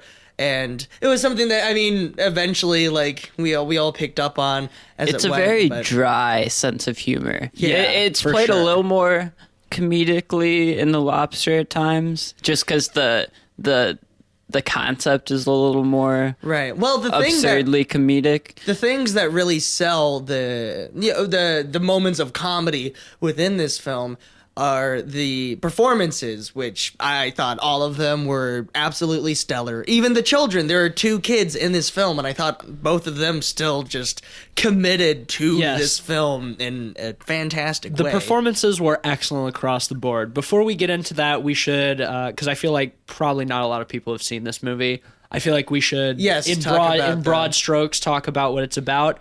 Colin Farrell plays a cardiologist, a surgeon who seemingly mentors this teenage boy. He befriends this kid who seems to have some sort of, I mean, like he's got Asperger's or something. He seems to have some sort of developmental disorder. He definitely does seem a little bit off, and so he sort of takes care of this kid. He meets with him every now and then. He gives him money. It's not immediately clear what their connection is at the beginning. Yeah, which I I thought it was going to be a sexual thing. I kind of did. I kind of did too. Which it does not. Which is I'm glad good. it wasn't. I'm glad it wasn't. That would have been very strange.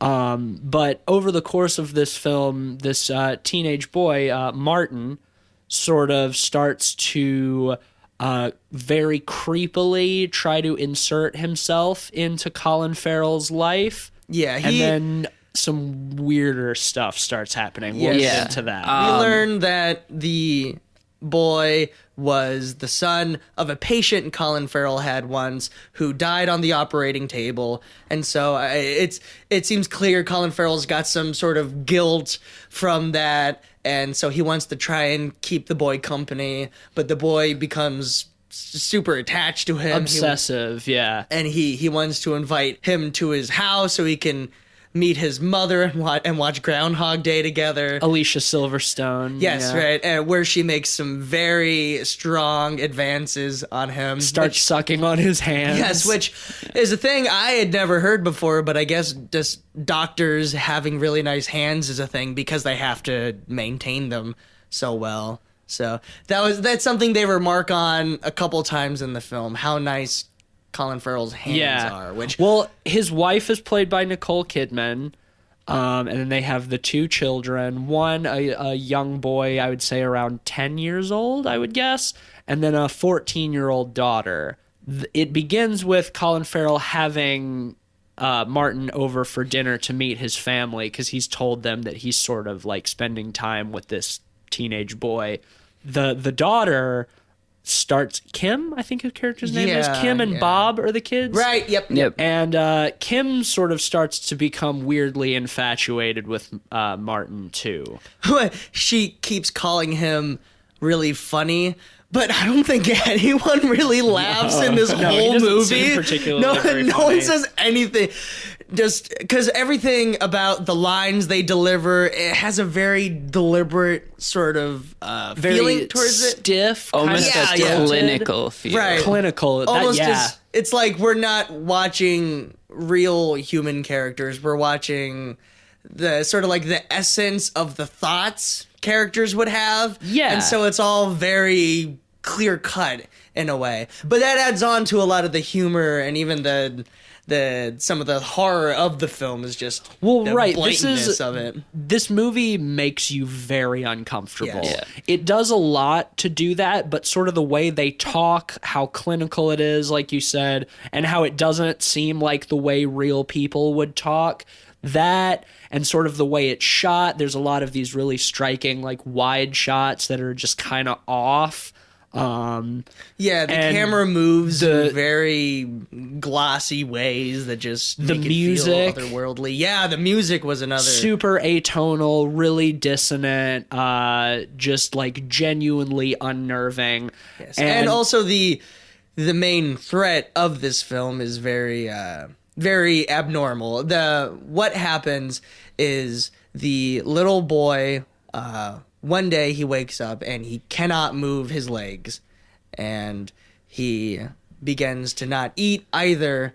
And then Colin Farrell finds out that the boy, as a form of retribution for the death of his father, since he lost a family member, Colin Farrell now must also lose a family member who he has to decide to kill so that his whole family does not die from this paralysis. Martin, they take the young boy, they take Bob to the hospital, they do all kinds of neurological tests on him. The doctors cannot find anything wrong with him at all. So they assume that he is just faking it for attention or something, or because he doesn't want to go to school or some shit like that. But then Martin shows up at the hospital and tells Colin Farrell that over a period of time, each of his family members is going to fall sick in the same way. First paralysis, then eating to the point, or refusing to eat until the point of starvation, then bleeding eyes, and then death. And that the only way Colin Farrell can prevent this is that he himself has to choose and murder one member of his family.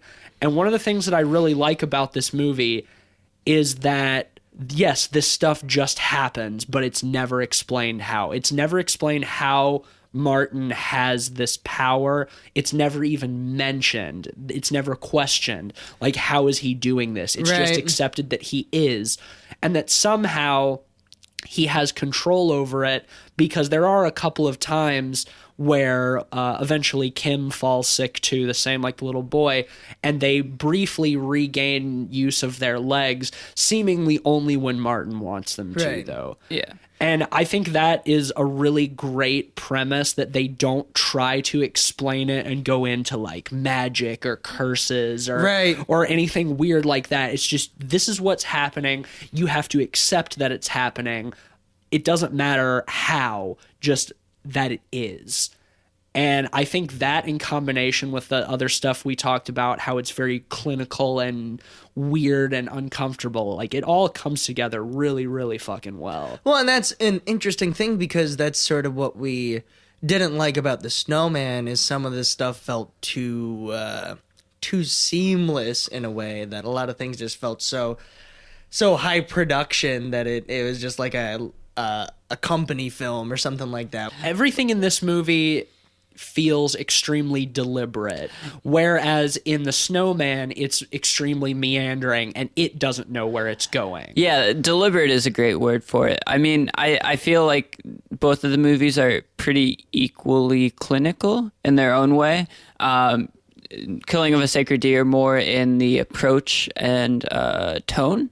But the thing is, in The Killing of a Sacred Deer, it feels kind of appropriate, because Colin Farrell's character is a doctor, so they kind of play up the clinical nature of the role of doctor. It's like everything is viewed through like a doctor's eyes in a way. Everything is clinical, procedural, deliberate. Yeah, it's very deliberate in that sense. And the thing is, the film does take a very deliberate pacing, but at the same time, the plot is so central to everything that's shown in the film that it never feels like it's too meandering. Never. It feels tight. It's very slow, but it's a continual build of tension.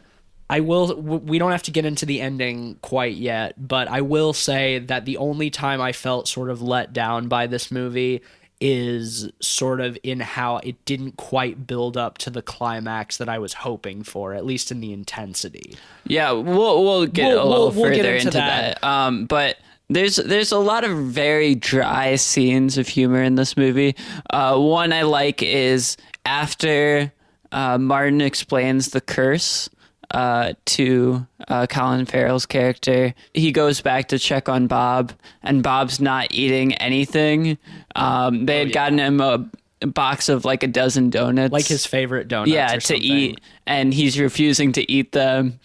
And we see Colin Farrell try to like force a donut into the kid's mouth. It's very funny. He like grabs one, he like holds the kid's mouth open, he's like shoving a donut like down his throat. He's like, "You will eat this. You will eat the entire box.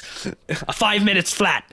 That's not what Colin Farrell sounds like, but who could do the best Colin Farrell impression right here? I don't know. It's hard, man. It's sort of that subtle. You have to eat all the donuts. You have to eat the donuts. None of us can do it. Not at all. I'm gonna try again. You have to eat all the donuts. that was exactly the same. What? Yeah. Oh, shit. All right, I give up. But yeah, there's that, which is really funny. And then at some point, like, Colin Farrell, for a while, refuses to believe that this is like a supernatural occurrence. Even Nicole Kidman and the kids start believing it before he does. But at one point, he's pushing Bob around the hospital in his wheelchair, and he still thinks that Bob is faking, so he picks him up and he starts to like try to force him to walk, and he's like dragging him around the halls, and he'll just like drop him and then pick him back up and drag him some more and just drop him again. And that scene is very, very funny. Yeah, it's very funny. And then after that, he's in desperation. He's like, if you tell me you're lying, I won't do anything. It's all right. But if I find out you're lying, I'm going to make you cut off all your hair and eat it. He's like, I will literally make you eat your hair. But also, probably the weirdest and funniest thing in the movie is in that scene also to try to convince Bob to tell him that he's lying. He's like, oh, let's play a game. I'll tell you something that I've never told anybody before, and then you tell me, and we go back and forth. And so his opening gambit is he tells his son about how when he was his age, he had already been masturbating, but was concerned because he didn't produce a lot of semen. So he went into his dad's bedroom while his dad was taking a nap and jerked him off until completion. And at that point, I got up and walked out of the room for a minute because that just blindsided me so ferociously that I thought I might have been having a stroke and that I was imagining that had just happened because I was like, there's no way that this scene just took place. Like, is that toast? Like, am I stroking the fuck out? But nope. No, Colin Farrell's the one doing the stroking. Yeah, God, that was a bit strange. I mean, again, it's just adding on to that sort of really. I don't know how I don't know how effective that part is really in the tone of the rest of the movie because it's just so out there. Right, and there's a couple of those moments where it seems like it's trying to push the envelope a bit too much in terms of.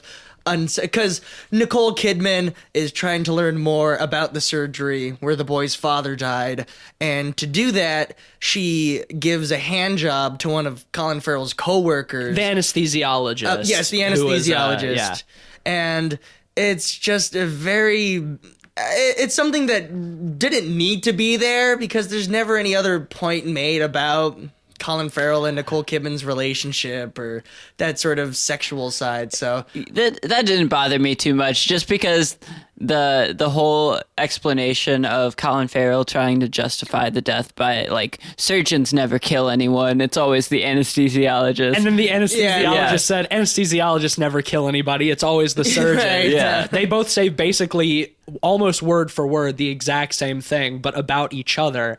You bring up a thing about Colin Farrell and Nicole Kidman's sexual relationship. Something that I think is also worth noting that adds to sort of like the weird creepiness of this movie is that apparently Colin Farrell has like a fetish about Nicole Kidman pretending to be anesthetized. Yeah, like on an operating table. Put under. Right, like she gets into bed and she's like, just general anesthesia, and he's like, yes, that's fine. And so she just like takes off her clothes and just lies completely still with her eyes closed on the bed while he like fondles her and stuff. So like that's just another like really weird, eerie sort of creepiness to this movie. And there's just so much of that. Like when Nicole Kidman goes to Martin's house to try to talk him into lifting the curse or whatever from their family, and he's just eating a plate of spaghetti, and he goes into a thing about how people always, when he was little, he was so proud because people told him that he ate spaghetti just like his dad. But then he realized while he was growing up that everybody eats spaghetti the exact same way. And he said that upset him more than finding out his father had died on the operating table or something. And I feel like for people who don't know this movie at all, like this conversation is just super weird. Like, how is this a good movie? But it's just so excellent. Yeah, and it's the confidence behind the subject matter that really makes it succeed. It's just it feels like a David Lynch film where it does creating a very specific sort of realm you're exploring, and it's very surreal. Yeah, it's very surreal and absurdist too, which is what I like about it. And the decision to play all of the funny stuff so straight, like to in no way acknowledge that it's supposed to be a joke, somehow makes it work for me that much better. Yeah. Well, the reason all of Lanthimos' movies that I've seen work is because they play the humor so dry that, you know, you're not sure whether you're supposed to laugh or not. Which is how I felt in a lot of this movie. It works super well. And I think the reason I need to rewatch Dogtooth, at some point. But I think the reason why it didn't work quite as well as this one or The Lobster for me is because it's in Greek. So I wasn't sure when I first saw it if I was supposed to laugh or not because of the translation. Okay, yeah, that makes sense. Because in English, the humor translates very well. Well, right. Not to go off on a tangent for too long, but I actually just listened to an episode of, I think, Radio Lab about like a very famous French comedian trying to come to the US and be successful, and that he just continues to bomb because humor translates so poorly between France and the US that he has to figure out what's funny in the US and totally redo his entire style of comedy. Yeah. Well, I mean, also French people have kind of a shitty sense of humor. Well, I mean, they think Jerry Lewis is a god. It's just totally different in other parts of the world. Like even my dad, who's like super Dutch, you know, like his sense of humor is very different than an American sense of humor, and he finds things funny that I normally would not, or vice versa. I find something funny that just doesn't click with him. And so I see how it's definitely the same way. At the same time, though, I think great humor is universal. And that's part of the reason why this movie works. Even though it may be, you know, I guess you could say a Greek sense of humor. You're the only one who's seen Dogtooth. So. Well, it's a similar sense of humor, but I don't know if it's Lanthimos or a general Greek sense of humor. Gotcha. But I think the humor in this is it works so well because it's so unique, but there's a universal element of humor to it. Sure. You know, without being broad.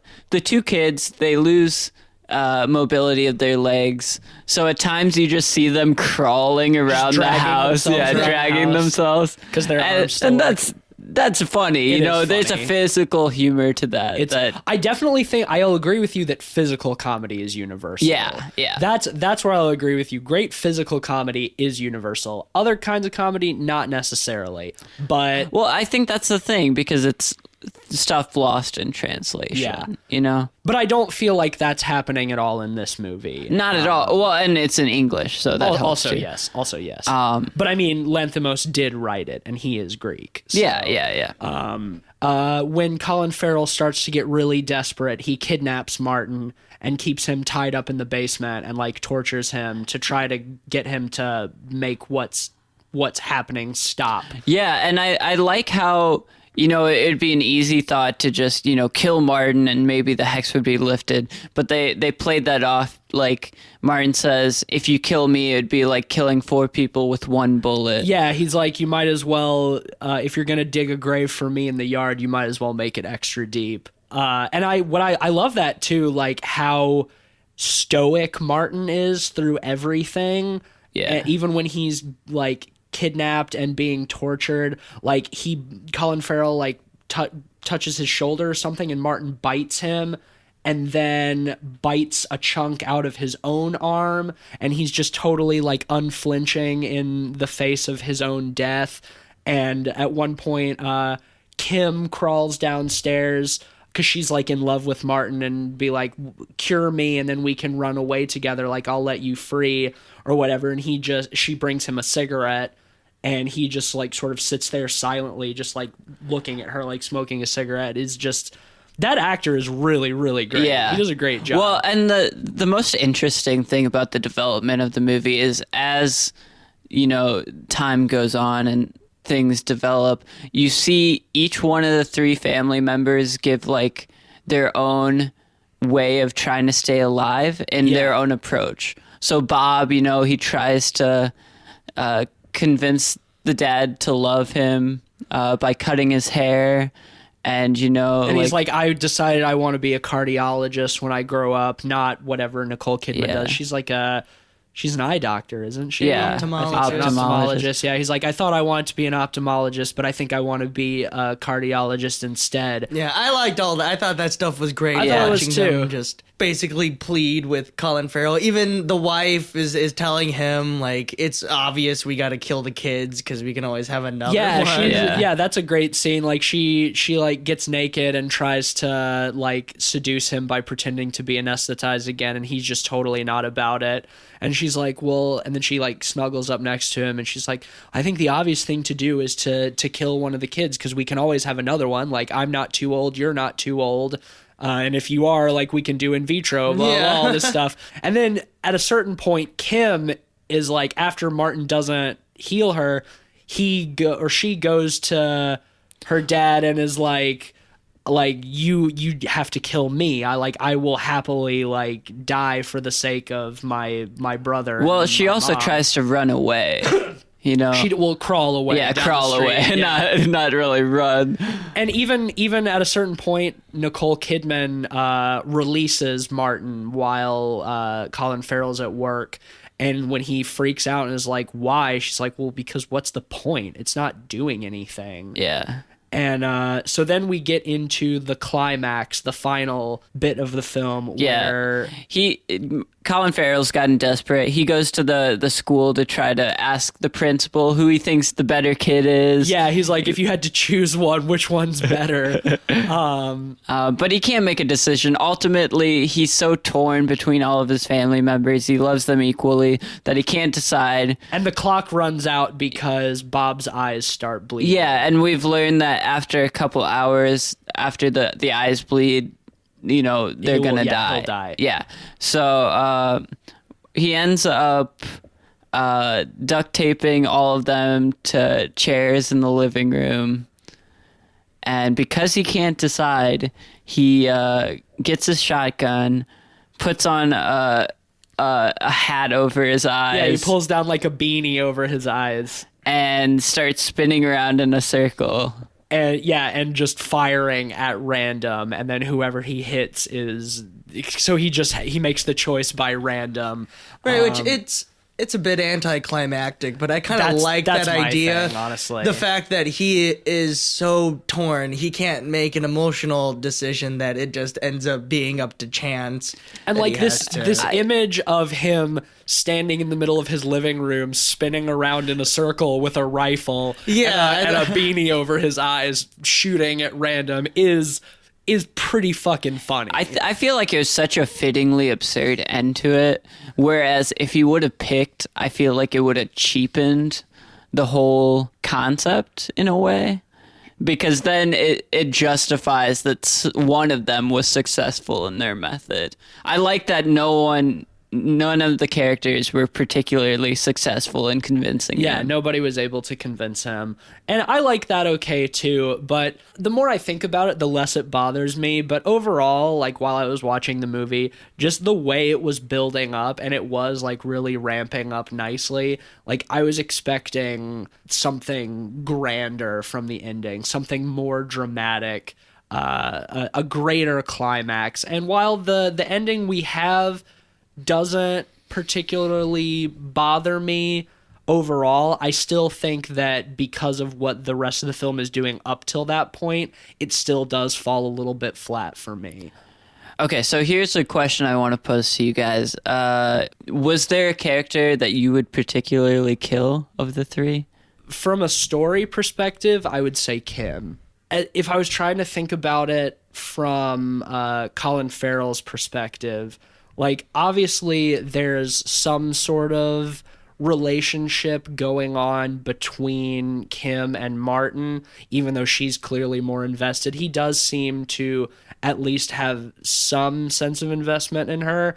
And I think that by killing Kim, from Colin Farrell's perspective, that would be a way to at least somewhat get back at Martin. Yeah, I feel like Kim was the obvious choice for that reason. I think so. But at the same time, I'm glad they didn't do that. We should mention that Bob dies. We didn't say that before. Spoiler. He shot, on his third attempt, shot Bob. But I thought at a point they were going to do that, have her be killed like in front of Martin, and then he doesn't really care or something. That's what I was thinking. You know, but I'm glad they didn't do that at the same time, because I feel like that's a little too predictable. I kind of like the fact that Kim lived in a way, even though it was frustrating when watching it. After the death scene, we see the family in a diner, and Martin walks in. It's the same diner where Colin Farrell had always been meeting Martin. Yeah. And Martin walks in and looks at the family, and Kim looks over at him, and she still looks like she's kind of into him. Yeah, it's hard to tell what her expression is giving. It's hard to tell if it's like defiance or if she's still sort of infatuated. It seemed with like there was a whatever. sense of longing in her eyes with that shot. A little bit, yeah. It's not super clear, which I like. Yeah, and then they get up and leave, including Kim. So we see that the curse has indeed been broken. She has use of her legs again, and Martin's gaze follows them as they leave. Yeah. Nobody says anything. That's just that. And then it cuts to credits. And that part I really liked. Yeah. I enjoyed that a lot as an ending, how very open-ended it is.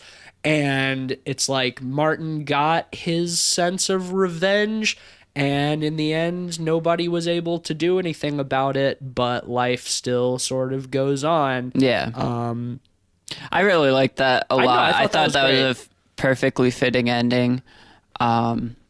And honestly, like, the spinning in a circle thing, I feel like is the ultimate absurd crux of the story, you know? Like, the reason I'm glad they did that, even though it can be kind of anticlimactic over picking someone, is it leaves the agency in Colin Farrell. I don't think my problem is that he picked randomly. I like that. I think the reason why it fell flat for me is in sort of the execution, no pun intended, of just him like spinning around with a rifle. Like, if he had still chosen randomly in some form or fashion, I would have been okay with it. I was just expecting something a little grander, I think.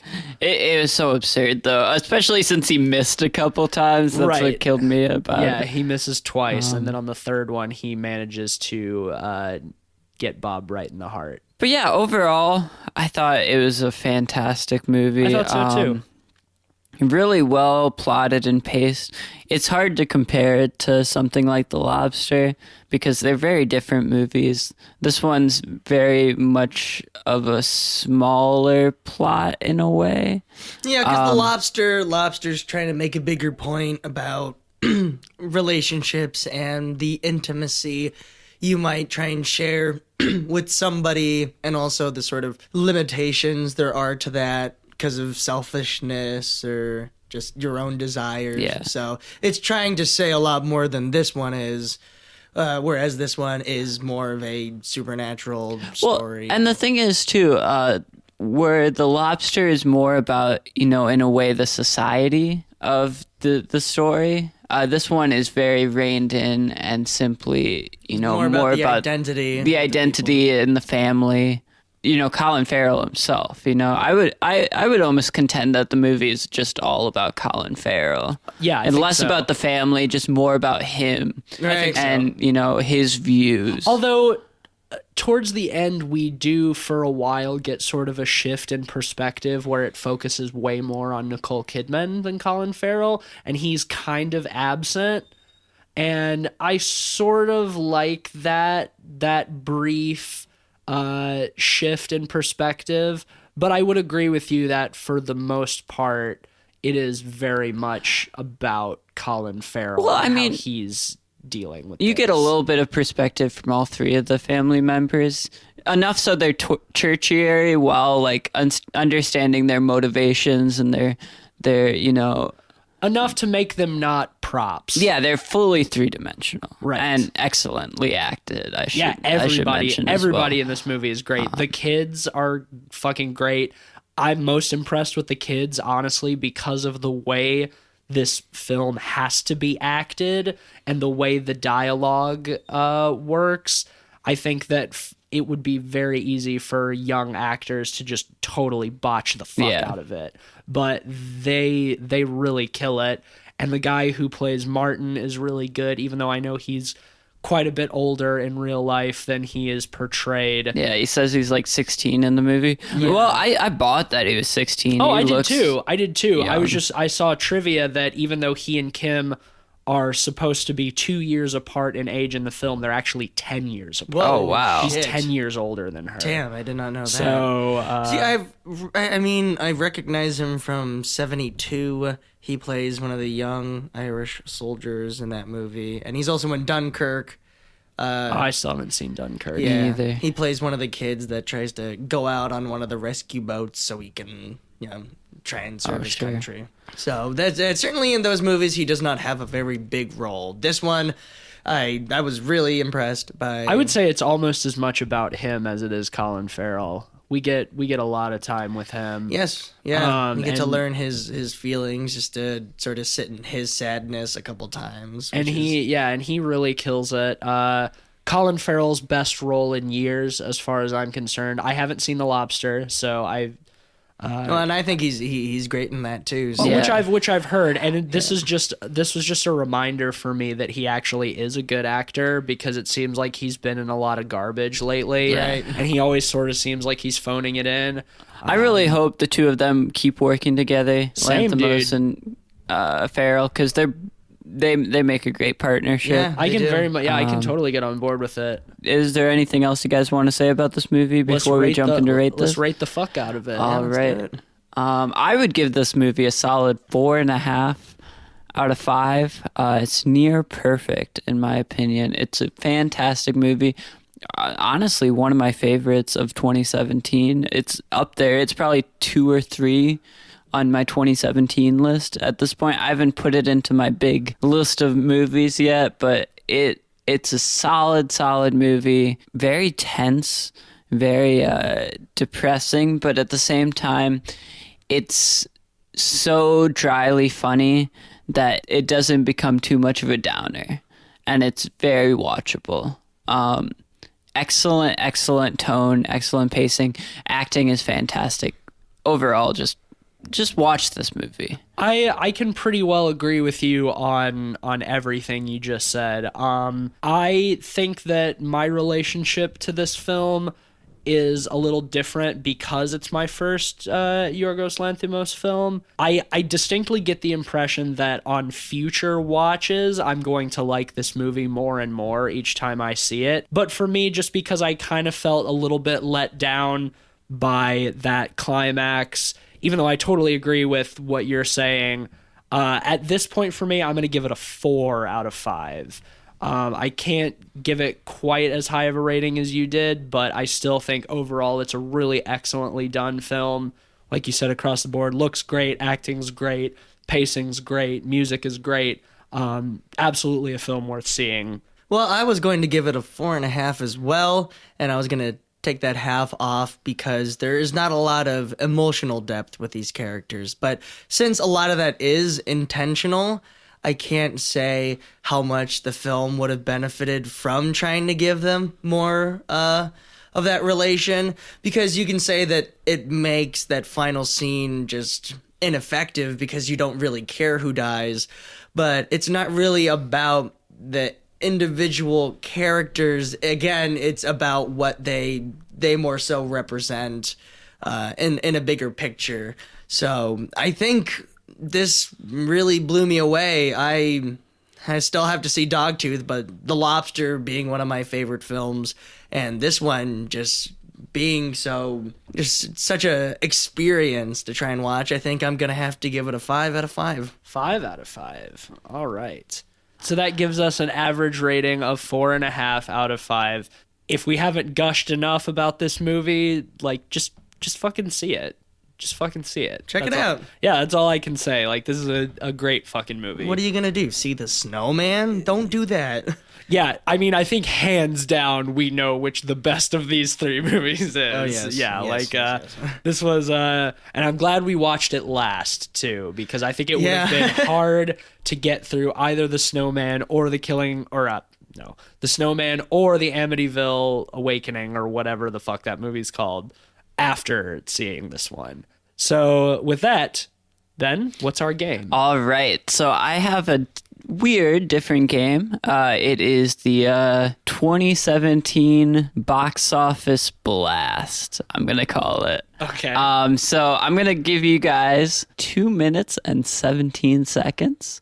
And I want you guys to, on a piece of paper, write down what you think the top 10 grossing horror movies of 2017 were. And then I have 4 bonus questions to answer as well. Are we supposed to do this off the top of the dome, or can we use a reference list of films that came out in 2017? Off the top of the dome. Okay. And what I'll do is I'll go through the top 10, and you guys will say if they're on your list or not. We don't have to put them in order. No, not in order. Thank God. Each one of the movies you get out of the 10 will be 1 point. And then I have 4 bonus questions on here to answer, and each of those will be 2 points for whoever gets closest. You guys ready?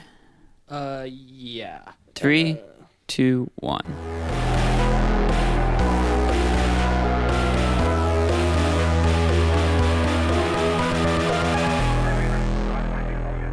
And time is up. Fuck. So I answered the questions, but I could not come up with 10 that I could thought not were either. top okay, did you get grossing. the last questions answered? at Yes. least? Yeah, those Yes. bonus Okay. ones. I Okay. did. So I will list these off 10 to 1, and for every one you guys have, I will give you 1 point. Okay. So number 10, top grossing horror movie of 2017 was It Comes at Night. I got that one. Really? I Okay. did not put that one on the list one because I for did Eugene. not think that would be on there. Yeah, it actually really did pretty surprised well. me. Surprising. Yeah. That's surprising. Number 9 was Wish Upon. Oh, that one about the stupid music box? Yeah. jeez. Did not get that one.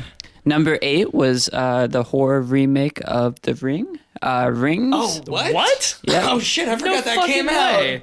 Yeah. Jeez. Number 7 was Jigsaw. Oh, I got that. Got that one. Yeah. Okay.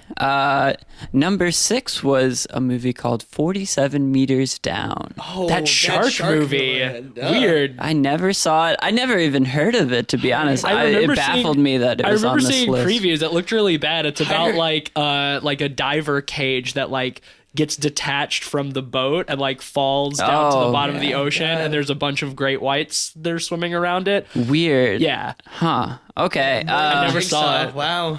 Well, rounding out the top of our list, we have number 5, Alien Covenant. Yeah. Got that one. Okay. Number 4 is Annabelle Creation. Got that one. Nope. Number 3 is a little movie called Split. Yep. Nope. Oh I shit. did not get that one. Number 2. Well, these top 2 will yeah, be these top obvious. two are- Get yeah. Out and Yep. It. Right. Got both of those. Okay. Like, did Get Out earn more, or was it the higher? It was the highest Yeah. Okay, that by makes- I knew that. quite a margin. It Yeah. was like 3 times more profitable. Oh, shit. It made like 300 million at the box office. Damn. Insane. Okay, so on to the bonus questions. First question is, how many of the top 10 were rated R? We know PG-13 rated horror movies are very popular. I guessed. Right. I couldn't even come up with 10, so I just said- made a guess. I guessed 7. I guess 7 as well, actually. It's 6. So since you guys guessed the same, We and both don't get points. yeah, I'm just gonna Yeah. give you neither of you points. Fuck. I mean, I could give both of you points, but what does Pointless. it matter? Right. Yeah, literally pointless. Literally pointless. So the next question is, what was the combined gross of the top 10 horror movies of 2017? I went a bit high on this just because I think Get Out and It made so much. I said $1.3 billion. Whoa, shit. I said way lower than that. I said 500 million. The true answer is 956 million. Fuck. So just by a hair, Eugene gets it. God Oof. damn it. Nice.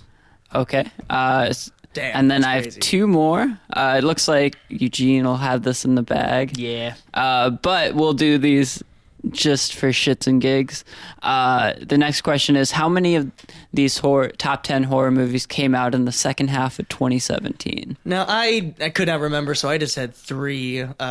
Fucking Jigsaw, It, and Alien Covenant. I which I chose. Aliens Covenant came out in the first half of the year. Did it? Shit. Fuck, I thought it came out. I around, said like, I guessed August. 7. seven. It was actually 4. Oh, Fuck. Yep. We thought it was way have more than Wish Upon, Jigsaw, Annabelle Creation, Oh, and really? It.